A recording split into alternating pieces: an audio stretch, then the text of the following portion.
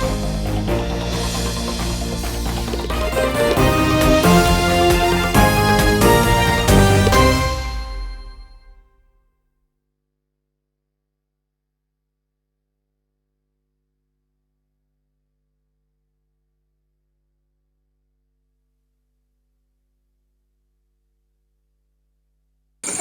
രൂപത്തിൽ ആ അസുഖം ഭേദാക്കി കൊടുക്കാനുള്ള എല്ലാ ചുമതലയും ഗവൺമെൻറ്റും ഈ ഹോസ്പിറ്റലും ചേർന്ന് ഏറ്റെടുക്കുകയാണ്.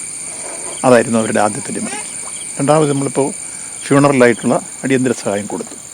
മൂന്നാമത്തെ കാര്യം, മകനെ സംബന്ധിച്ചോളം ഒരു താൽക്കാലിക ജോലിയെങ്കിലും അടിയന്തരമായി വേണം. മെഡിക്കൽ കോളേജിൻ്റെ HDSൽ ഇപ്പോൾ താൽക്കാലികമായ അത്തരം ചില കാര്യങ്ങൾ ചെയ്യാൻ കളക്ടർ ചെയർമാനായും സൂപ്രണ്ട് സെക്രട്ടറിയായും ഞങ്ങളൊക്കെ മെമ്പർമാരായിട്ടുള്ള കമ്മിറ്റിയുണ്ട്. അതാലോചിച്ച് ആ കാര്യം പരിഗണിക്കാമെന്ന് പറഞ്ഞ് പിന്നീട് സ്ഥിരമായിട്ടുള്ള കാര്യത്തെക്കുറിച്ച് ആലോചിക്കും. കോട്ടയം മെഡിക്കൽ കോളേജിൽ ഉപയോഗശൂന്യമായ പഴയ ശൗചാലയം തകർന്ന് മരിച്ച ബിന്ദുവിൻ്റെ കുടുംബത്തെ ചേർത്തു നിർത്തുകയാണ് സംസ്ഥാന സർക്കാർ. ഒപ്പമുണ്ടാകുമെന്ന് മന്ത്രി VN വാസവൻ ആ വീട്ടിലെത്തി കുടുംബത്തിന് ഉറപ്പ് നൽകി. ശാരീരിക അസ്വാസ്ഥ്യത്തെ തുടർന്ന് ആശുപത്രിയിലായിട്ടും ബിന്ദുവിൻ്റെ കുടുംബത്തിൻ്റെ എല്ലാ കാര്യങ്ങളിലും സജീവമായി ഇടപെട്ടു ആരോഗ്യമന്ത്രി വീണ ജോർജ്. മന്ത്രി വീണ ജോർജ് നാളെ ബിന്ദുവിൻ്റെ വീട്ടിലെത്തും. കുടുംബത്തെ ചേർത്തു നിർത്തുമെന്ന ആരോഗ്യമന്ത്രിയുടെ വാക്കിൽ പ്രതീക്ഷയുണ്ടെന്ന് ബിന്ദുവിൻ്റെ ഭർത്താവ് പറയുമ്പോൾ ഏതു പ്രശ്നത്തെയും രാഷ്ട്രീയവൽക്കരിക്കുന്ന സർക്കാർ വിരോധികളായ ചിലർക്ക് നൽകുന്ന മറുപടി കൂടിയായി മാറുകയാണ് വിശ്രുതൻ്റെ വാക്കുകൾ. മകൻ നവനീതിന് താൽക്കാലിക ജോലി നൽകും. മകൾ നവമിയുടെ ചികിത്സാ ചെലവും സർക്കാർ വഹിക്കും. തുടർ സഹായങ്ങൾ മന്ത്രിസഭ കൈക്കൊള്ളും. തീരുമാനം മന്ത്രിസഭയാണ് കൈക്കൊള്ളുക. തകർച്ചയിൽ ആ കുടുംബത്തിന് കൈത്താങ്ങാകുന്ന സർക്കാരിനെ പ്രതിക്കൂട്ടിൽ നിർത്താൻ ബോധപൂർവമായ ശ്രമമാണ് ചില കോണുകളിൽ നടക്കുന്നത്. ദുരന്തങ്ങളിലും ദാരുണ സംഭവങ്ങളിലും മുതലെടുപ്പ് നടത്തുന്നതിൻ്റെ കാഴ്ചകൾ ഈ അപകടത്തിൻ്റെ തുടക്കം മുതൽ നമുക്ക് മുന്നിലുണ്ട്.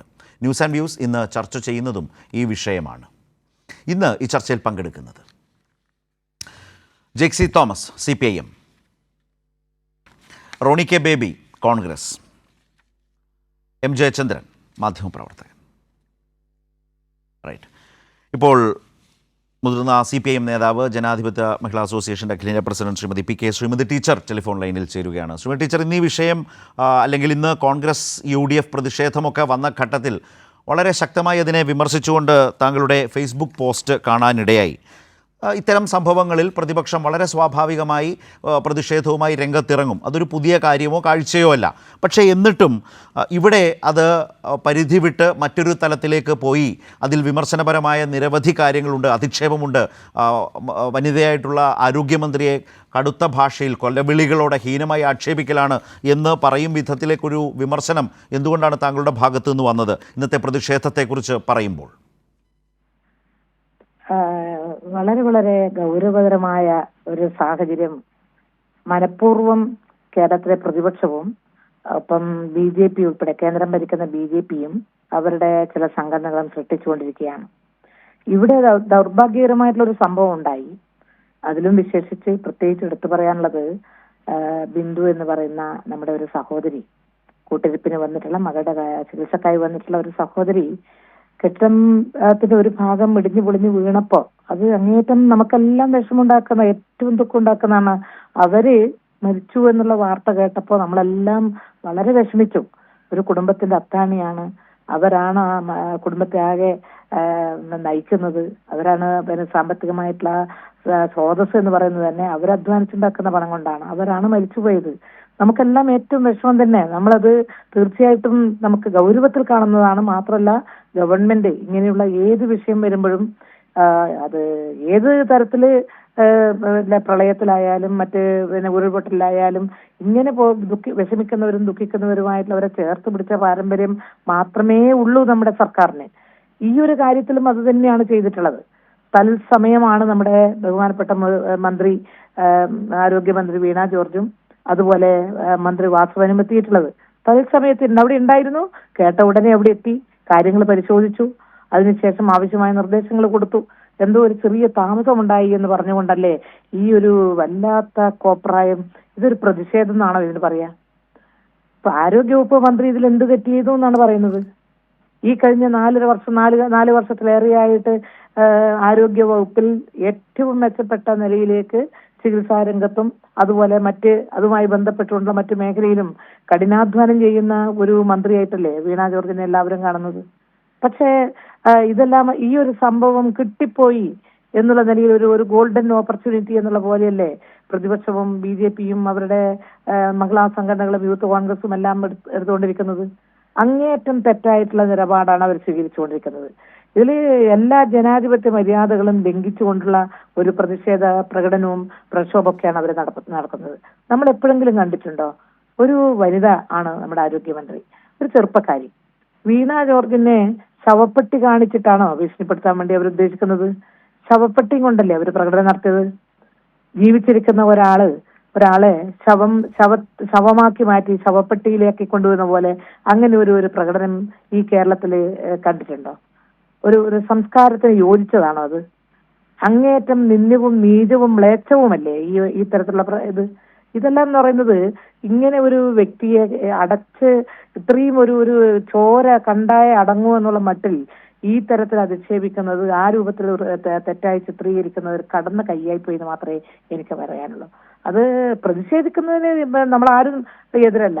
പ്രതിഷേധിക്കണമെങ്കിൽ പ്രതിഷേധിച്ചോട്ടെ. പക്ഷേ ഏത് കാലത്തും ആരോഗ്യ മേഖലക്ക് വിമർശനം ഉണ്ടായിട്ടുണ്ട്. വിമർശനം ഉയർന്നു വന്നിട്ടുണ്ട്. അത് ആരോഗ്യ മേഖല ആയതുകൊണ്ട് തന്നെയാണ്. കാരണം കടലാസല്ല, ജീവനാണ്. ജീവനെ കൊണ്ട് കളിക്കുമ്പം അത് തീർച്ചയായിട്ടും ചിലപ്പോൾ ചെറിയൊരു തെറ്റ് പറ്റുമ്പോൾ വിമർശനം വരും. അതല്ല ഇവിടെ പ്രശ്നം. അത് പ്രതിഷേധിക്കുന്നതിനൊന്നും ആരും എതിരുമല്ല. പക്ഷെ ഇവിടെ അത് അതിര് കടന്നു പോയിരിക്കുന്നു. ഒരു ജനാധിപത്യ സംവിധാനത്തിൽ നമ്മൾ സ്വീകരിക്കേണ്ടുന്ന എല്ലാ മര്യാദകളുടെയും അതിർവരമ്പുകൾ ലംഘിച്ചുകൊണ്ടുള്ള ഒരു പ്രകടനവും പ്രതിഷേധവും ഒക്കെയാണ് ഒരു ബാനറിൽ കണ്ടത്. വളരെ നരഭോജി. നമ്മുടെ ആരോഗ്യമന്ത്രിയെ വിളിക്കുകയാണ് നരഭോജി. ഇങ്ങനെ എവിടെയെങ്കിലും ഒരു സ്ത്രീ ആയതുകൊണ്ടല്ലേ ഈ രൂപത്തിൽ അധിക്ഷേപിക്കുന്നത്? ഇത് ശരിയാണോ?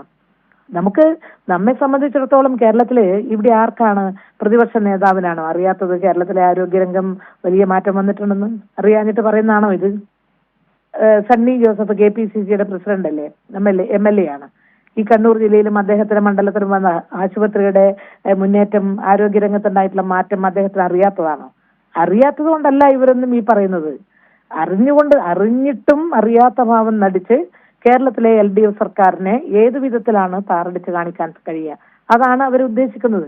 അതിവിടെ നടക്കാൻ പോകുന്നില്ല. കാരണം അങ്ങനെ ഇവര് പറയുന്നത് ഡോക്ടറില്ല, മരുന്നില്ല, നേഴ്സില്ല, മറ്റ് സൗകര്യങ്ങളില്ല, സംവിധാനങ്ങളില്ലെങ്കിൽ പിന്നെ എങ്ങനെയാണ് രാവിലെ മുതൽ വൈകുന്നേരം വരെ ഈ കേരളത്തിലെ പാവപ്പെട്ടവരും ഇടത്തരക്കാരും ഉൾപ്പെടെ സർക്കാർ ആശുപത്രിയിൽ പോയിട്ട് ക്യൂ നിൽക്കുന്നത്?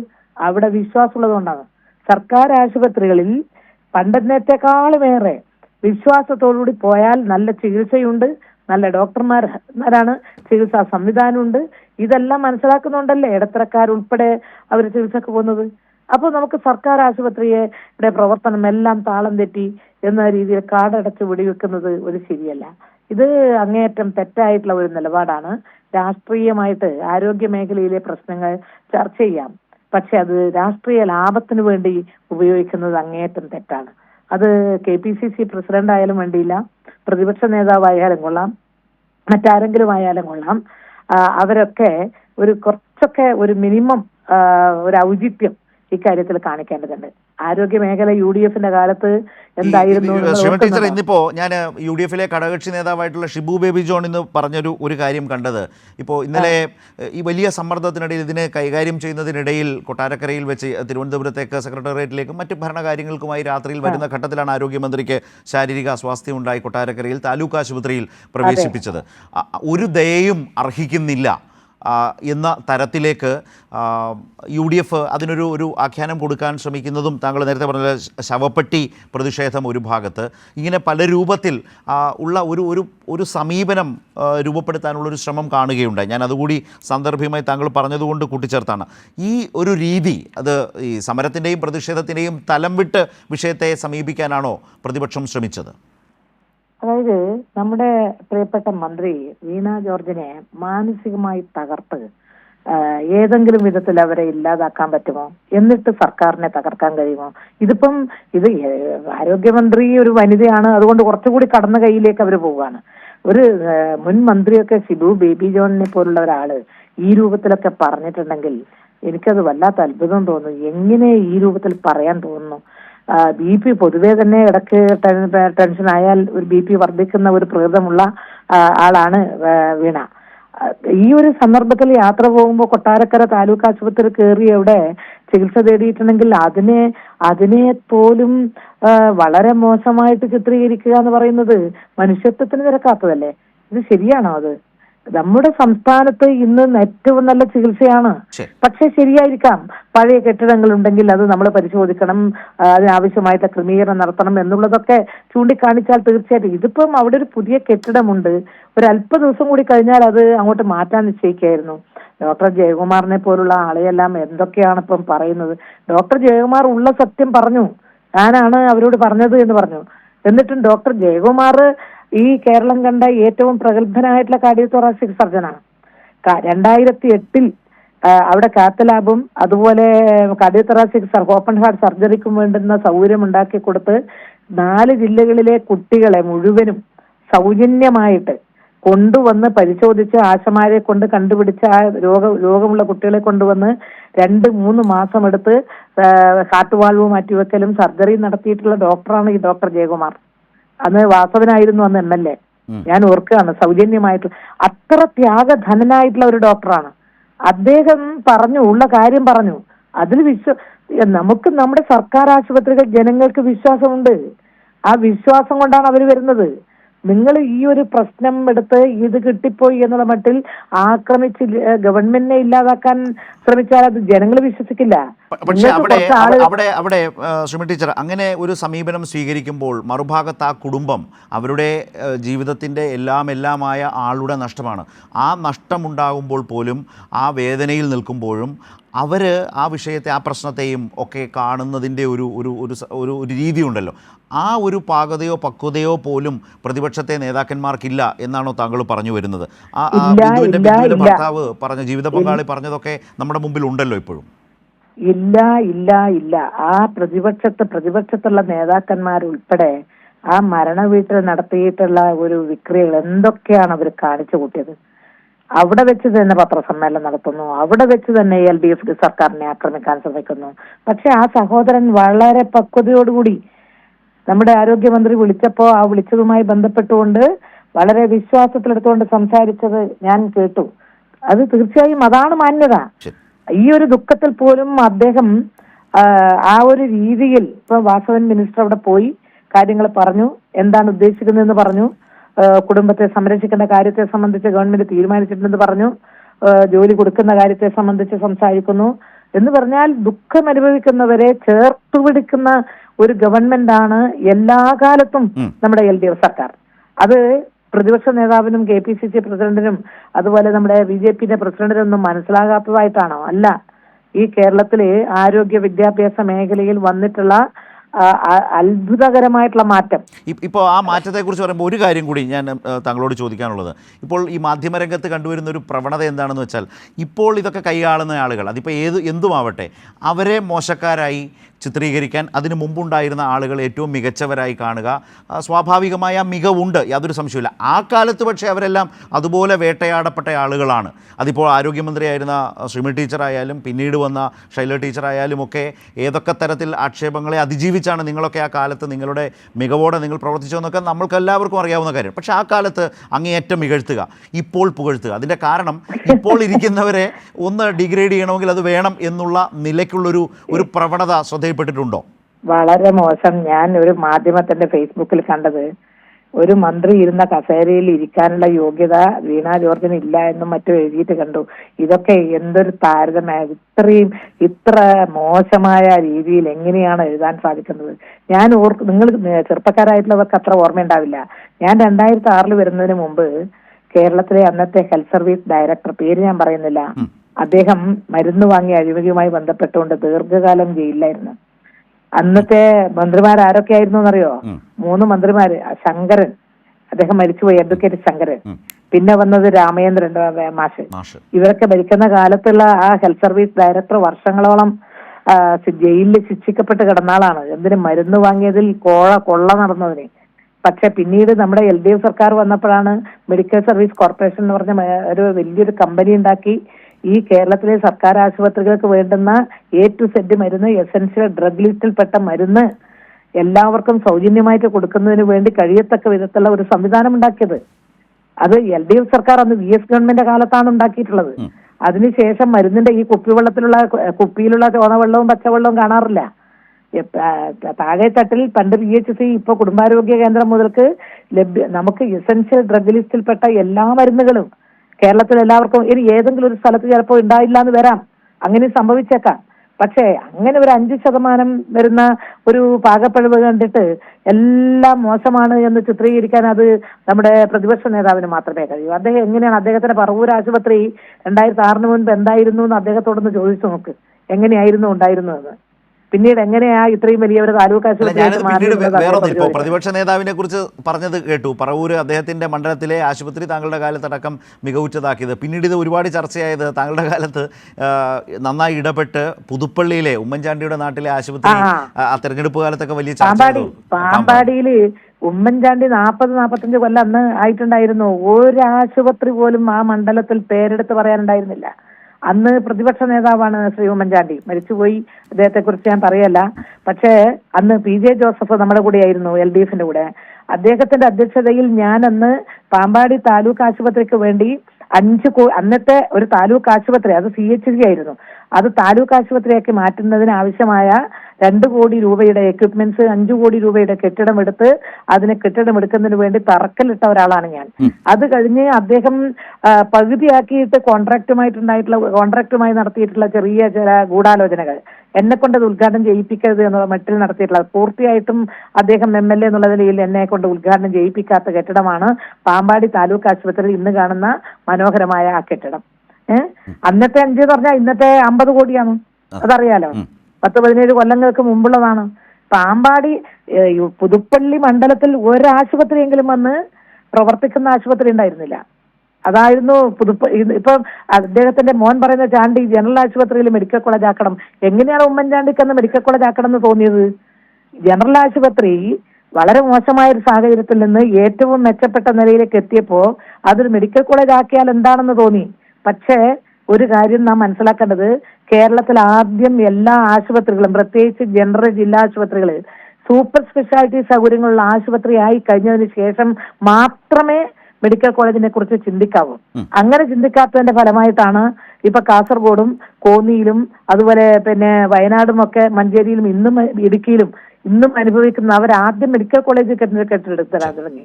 പക്ഷേ ആശുപത്രി ഇല്ലെങ്കിൽ പിന്നെ ആശുപത്രിക്ക് ആദ്യം പിന്നെ ഏറ്റവും അധികം പണം വെക്കണം. ആശുപത്രിയുടെ സൂപ്പർ സ്പെഷ്യാലിറ്റി സൗകര്യങ്ങൾ വേണം, ജനങ്ങൾക്ക് ചികിത്സയാണ് വേണ്ടത്. എന്നിട്ടാണ് ഇപ്പൊ എന്റെ മുഖ്യമന്ത്രി അന്ന് ഉമ്മൻചാണ്ടി ഒരു മെഡിക്കൽ കോളേജ് കൊണ്ടുവരാൻ ശ്രമിച്ചു, എന്നിട്ട് പിന്നെ അതിന് അനുവദിച്ചില്ല. എന്തറിഞ്ഞിട്ടാണ് അദ്ദേഹം ഈ കാര്യത്തിൽ ഇതെല്ലാം പറയുന്നത്, ഈ കാര്യങ്ങൾ സംസാരിക്കുന്നത്?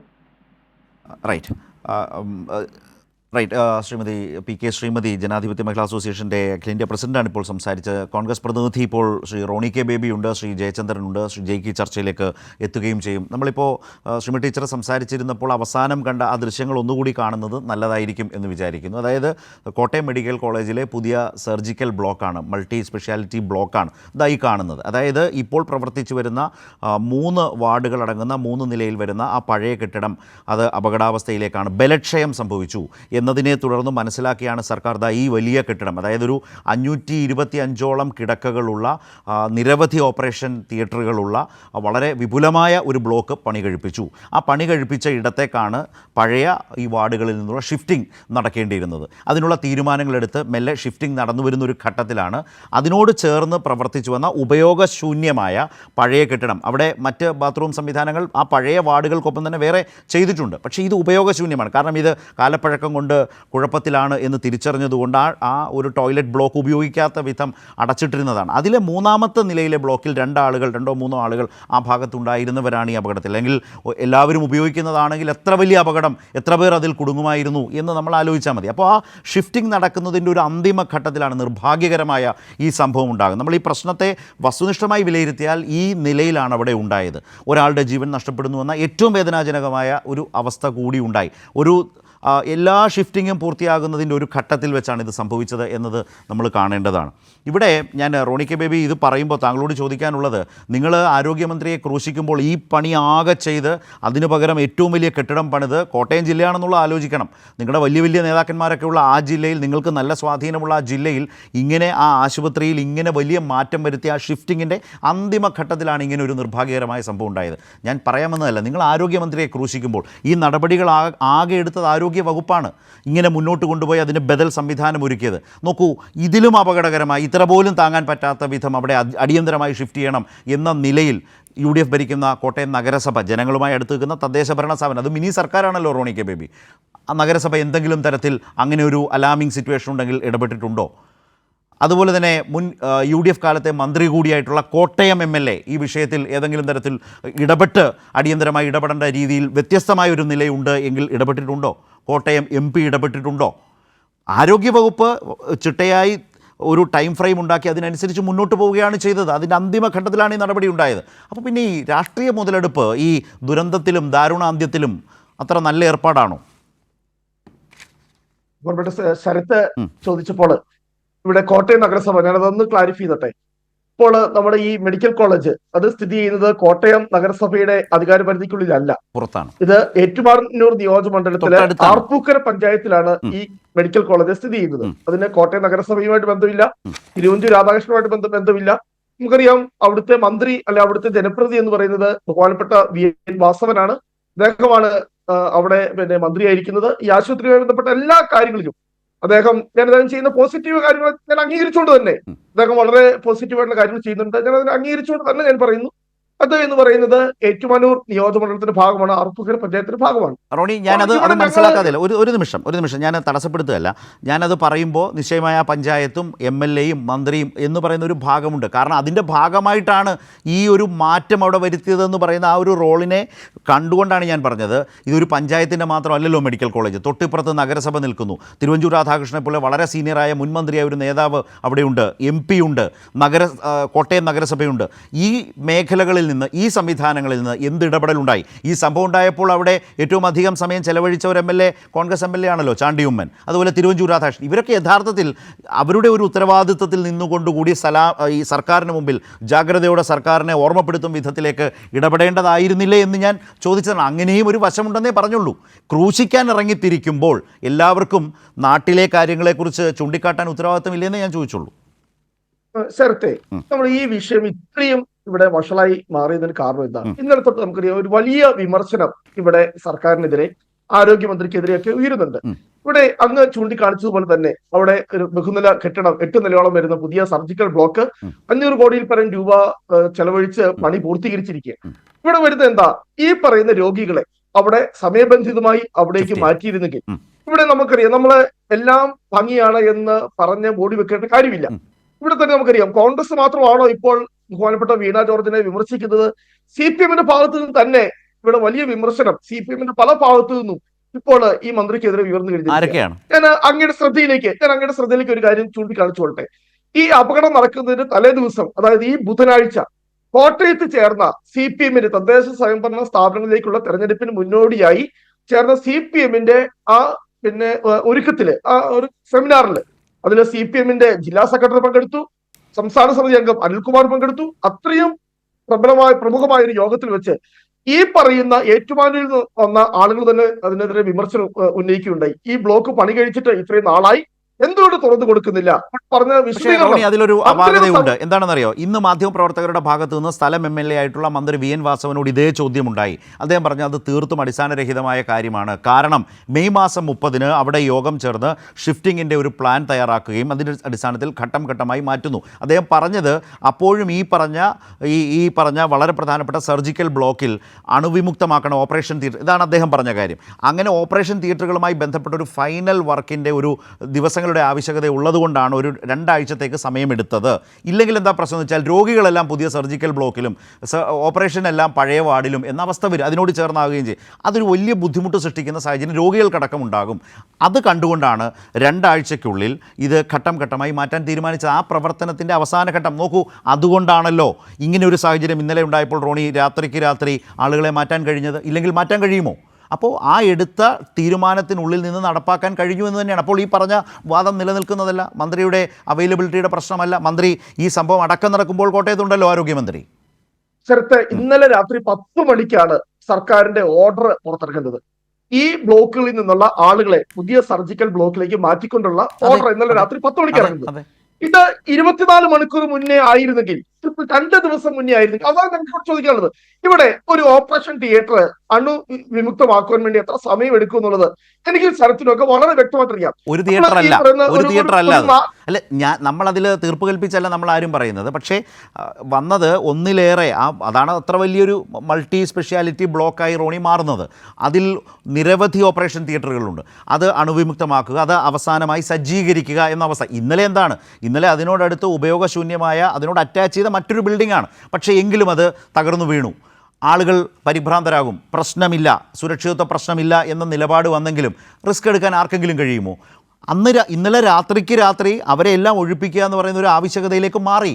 അവിടെ മാറ്റപ്പെട്ട രോഗികളും അതിലെ കൂട്ടിരിപ്പുകാരും എല്ലാവരും വളരെ സംതൃപ്തിയോടെ രാവിലെ മാധ്യമങ്ങളോട് സംസാരിക്കുന്നത് നമ്മൾ കണ്ടു.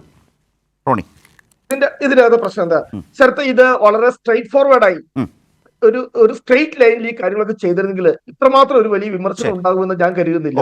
കാരണം എന്താ, ഈ അപകടം ഉണ്ടായപ്പോൾ ഇത് വളരെ സത്യസന്ധമായി, കാരണം ഇന്നലെ 10:45 മുതൽ ഈ മാധ്യമങ്ങളെല്ലാം ഇത് ലൈവായിട്ട് ഈ കാര്യങ്ങളൊക്കെ റിപ്പോർട്ട് ചെയ്യുന്നത് ഞാനും ശരത്തും കൈരളി TV, മനോരമ TV എല്ലാ ചാനലുകളും നമ്മൾ കണ്ടതാണ്. അവിടുത്തെ എന്താ, അവിടെ ഈ പറയുന്ന ആ കെട്ടിടം അല്ലെങ്കിൽ ഈ ശൗചാലയത്തിന് ഭാഗങ്ങൾ തകർന്നു വീണ അവശിഷ്ടങ്ങൾക്കിടയിൽ അരുതുന്നതിന് പകരം, അന്വേഷണം നടത്തുന്നതിന് പകരം അവിടെ ആശുപത്രി അധികൃതർ മുൻഗണന നൽകിയത് എന്തിനാണെന്നറിയോ? ഈ കിടക്കുന്ന ആളുകൾ എത്രയും പെട്ടെന്ന് അങ്ങോട്ട് മാറ്റി. കാരണം എന്താണെന്നറിയോ, ഈ വിഷ്വൽസ് പുറത്തു വന്ന് നാളെ അതൊരു വിവാദമായി മാറരുത്. കാരണം എന്താ, ഇത്രയും ഒരു പുതിയ ബിൽഡിങ്ങുകൾ പണി കഴിച്ചിരിക്കുന്നു, പഴയ ബിൽഡിങ്ങിൽ ഇപ്പോഴും രോഗികൾ കിടക്കുന്നു. അപ്പോൾ അതൊരു വിവാദമായി മാറുവാനുള്ള സാധ്യത ഉണ്ട് എന്ന് കണ്ടുകൊണ്ട് എന്താണ് അവർ ചെയ്യുന്നത്? അവിടെയാണ് പ്രശ്നം. 2 മണിക്കൂർ, ഏറ്റവും വിലപ്പെട്ട 2 മണിക്കൂറാണ് നമ്മുടെ ഈ ബിന്ദു എന്ന് പറയുന്ന ഈ ദുരന്തത്തിന് ഇരയായി മാറിയ സ്ത്രീ ആ അവശിഷ്ടം കിടന്നത്. ഞാൻ ശ്രീ ജയചന്ദ്രനിലേക്ക് കൂടി, താങ്കൾ പറഞ്ഞ പോയിന്റ് ക്ലിയർ ആണ്. അദ്ദേഹം പറഞ്ഞ ഒരു കാര്യം ഇങ്ങനെ എടുത്താൽ എല്ലാം ഭംഗിയായി നടക്കുന്നു എന്ന് പറയേണ്ട കാര്യമില്ലല്ലോ. സ്ട്രെയിറ്റ് ആയി കാര്യങ്ങൾ ചെയ്തിരുന്നെങ്കിൽ ഇത് ഒഴിവാക്കാമായിരുന്നില്ല എന്നുള്ളതാണ് അദ്ദേഹത്തിൻ്റെ ചോദ്യം. ശ്രീ ജയചന്ദ്രൻ ഇന്നലെ മുതൽ ഈ സംഭവങ്ങളെ കാണുന്നയാളാണ്. അവിടെ ഇന്നലെ വന്നതല്ല, ഇന്ന് കുറച്ചുകൂടി വ്യക്തതയോടെ വന്നത്. അതായത് അവിടെ JCB മറ്റും എത്തുന്നില്ല എന്നൊരു വലിയ പ്രചാരണം വന്നു. അങ്ങനെ വലിയ പ്രതിഷേധത്തെ തുടർന്നാണ് ഇത് സംഭവിച്ചത് 12 മണിക്ക് ശേഷം. ഇന്ന് മലയാള മനോരമയുടെ ഒരു ടൈം ലൈൻ തന്നെ എടുത്താൽ ദിനപത്രം പറയുന്നത് 10:45 അപകടം, 11:35 ആരുമില്ലെന്ന് മന്ത്രിമാർ പറഞ്ഞു. അത് ഏറ്റുപിടിച്ചു പ്രതിപക്ഷ നേതാവ് ഉച്ചയ്ക്ക് ശേഷം. പക്ഷേ അത് തെറ്റായിരുന്നു എന്ന് കൈരളി ന്യൂസ് അടക്കം ഈ 11:35, 11 മണിക്കും 12 മണിക്കും ഇടയ്ക്കുള്ള സമയത്ത് വീണ ജോർജും VN വാസവനും അവിടെ വെച്ച് പറയുന്നുണ്ട്, മെഷീനുകൾ വന്നു, പരിശോധിച്ചുകൊണ്ടിരിക്കുകയാണ്. അത് കഴിയുമ്പോൾ നമുക്കൊരു ഫൈനൽ അഭിപ്രായം പറയാം, ഒരു കൺക്ലൂഷനിലേക്ക് പോകാം, തെരച്ചിൽ നടക്കട്ടെ എന്ന് ഈ 2 മന്ത്രിമാരും പറയുന്നത് കണ്ടു. പക്ഷേ പ്രതിപക്ഷ നേതാവ് ഉച്ചയ്ക്ക് ശേഷം പറഞ്ഞത് മന്ത്രിമാർ ഔദ്യോഗികമായി പ്രഖ്യാപിച്ചു, അതോടെ തെരച്ചിൽ നിന്നു. അതുതന്നെ തെറ്റാണ് എന്ന് പറയുന്ന വീഡിയോ നമ്മുടെയൊക്കെ കയ്യിലുണ്ട്. നമ്മളിന്ന് വാർത്തയായി കാട്ടിയിരുന്നു, വേണമെങ്കിൽ ഇനിയും കാട്ടാം. 12:25 മലയാള മനോരമ ദിനപത്രം 12:25 പ്രതിഷേധം വന്നതിനെ തുടർന്ന് തെരച്ചിൽ.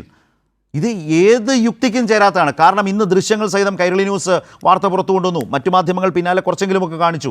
എന്താണ് ശ്രീ ജയചന്ദ്രൻ, ഈ അപകടം ഉണ്ടായി കഴിഞ്ഞപ്പോൾ തന്നെ ഫയർഫോഴ്സും പോലീസും അവിടെ ഉണ്ടാകുന്നു. പിന്നാലെ 3-4 JCBകൾ വരുന്നു. ആ JCBകൾ, വലിയ JCB വന്നപ്പോൾ അങ്ങോട്ട് പോകാനേ കഴിയുന്നില്ല, ചെറിയ JCB വരുന്നു. എന്നിട്ട് ആശുപത്രി കോമ്പൗണ്ടിൽ കൂടെയൊന്നുമല്ല, ആശുപത്രി കെട്ടിടത്തിനകത്തു കൂടി തന്നെയാണ് ആ തിട്ടയൊക്കെ പൊളിച്ച്, കോമ്പൗണ്ടൊക്കെ പൊളിച്ചൊക്കെയാണിത് ആ അപകട സ്ഥലത്തേക്ക് എത്തിച്ചത്. അപ്പോൾ ഞാൻ ചോദിച്ചു വന്നത് ഇന്നത്തെ ഈ ദിവസം കാര്യങ്ങൾ കുറെ കൂടി വ്യക്തത വരുമ്പോൾ ഇന്നലെ നടത്തിയ പ്രചാരണം പൂർണ്ണമായും ശരിയായിരുന്നില്ല എന്ന് ആളുകൾക്ക് കുറെ കൂടി ബോധ്യപ്പെട്ടോ? മാധ്യമങ്ങൾ പറഞ്ഞതും പ്രതിപക്ഷ നേതാവ് പറഞ്ഞതും, അല്ലെങ്കിൽ പ്രതിപക്ഷം പറഞ്ഞതും.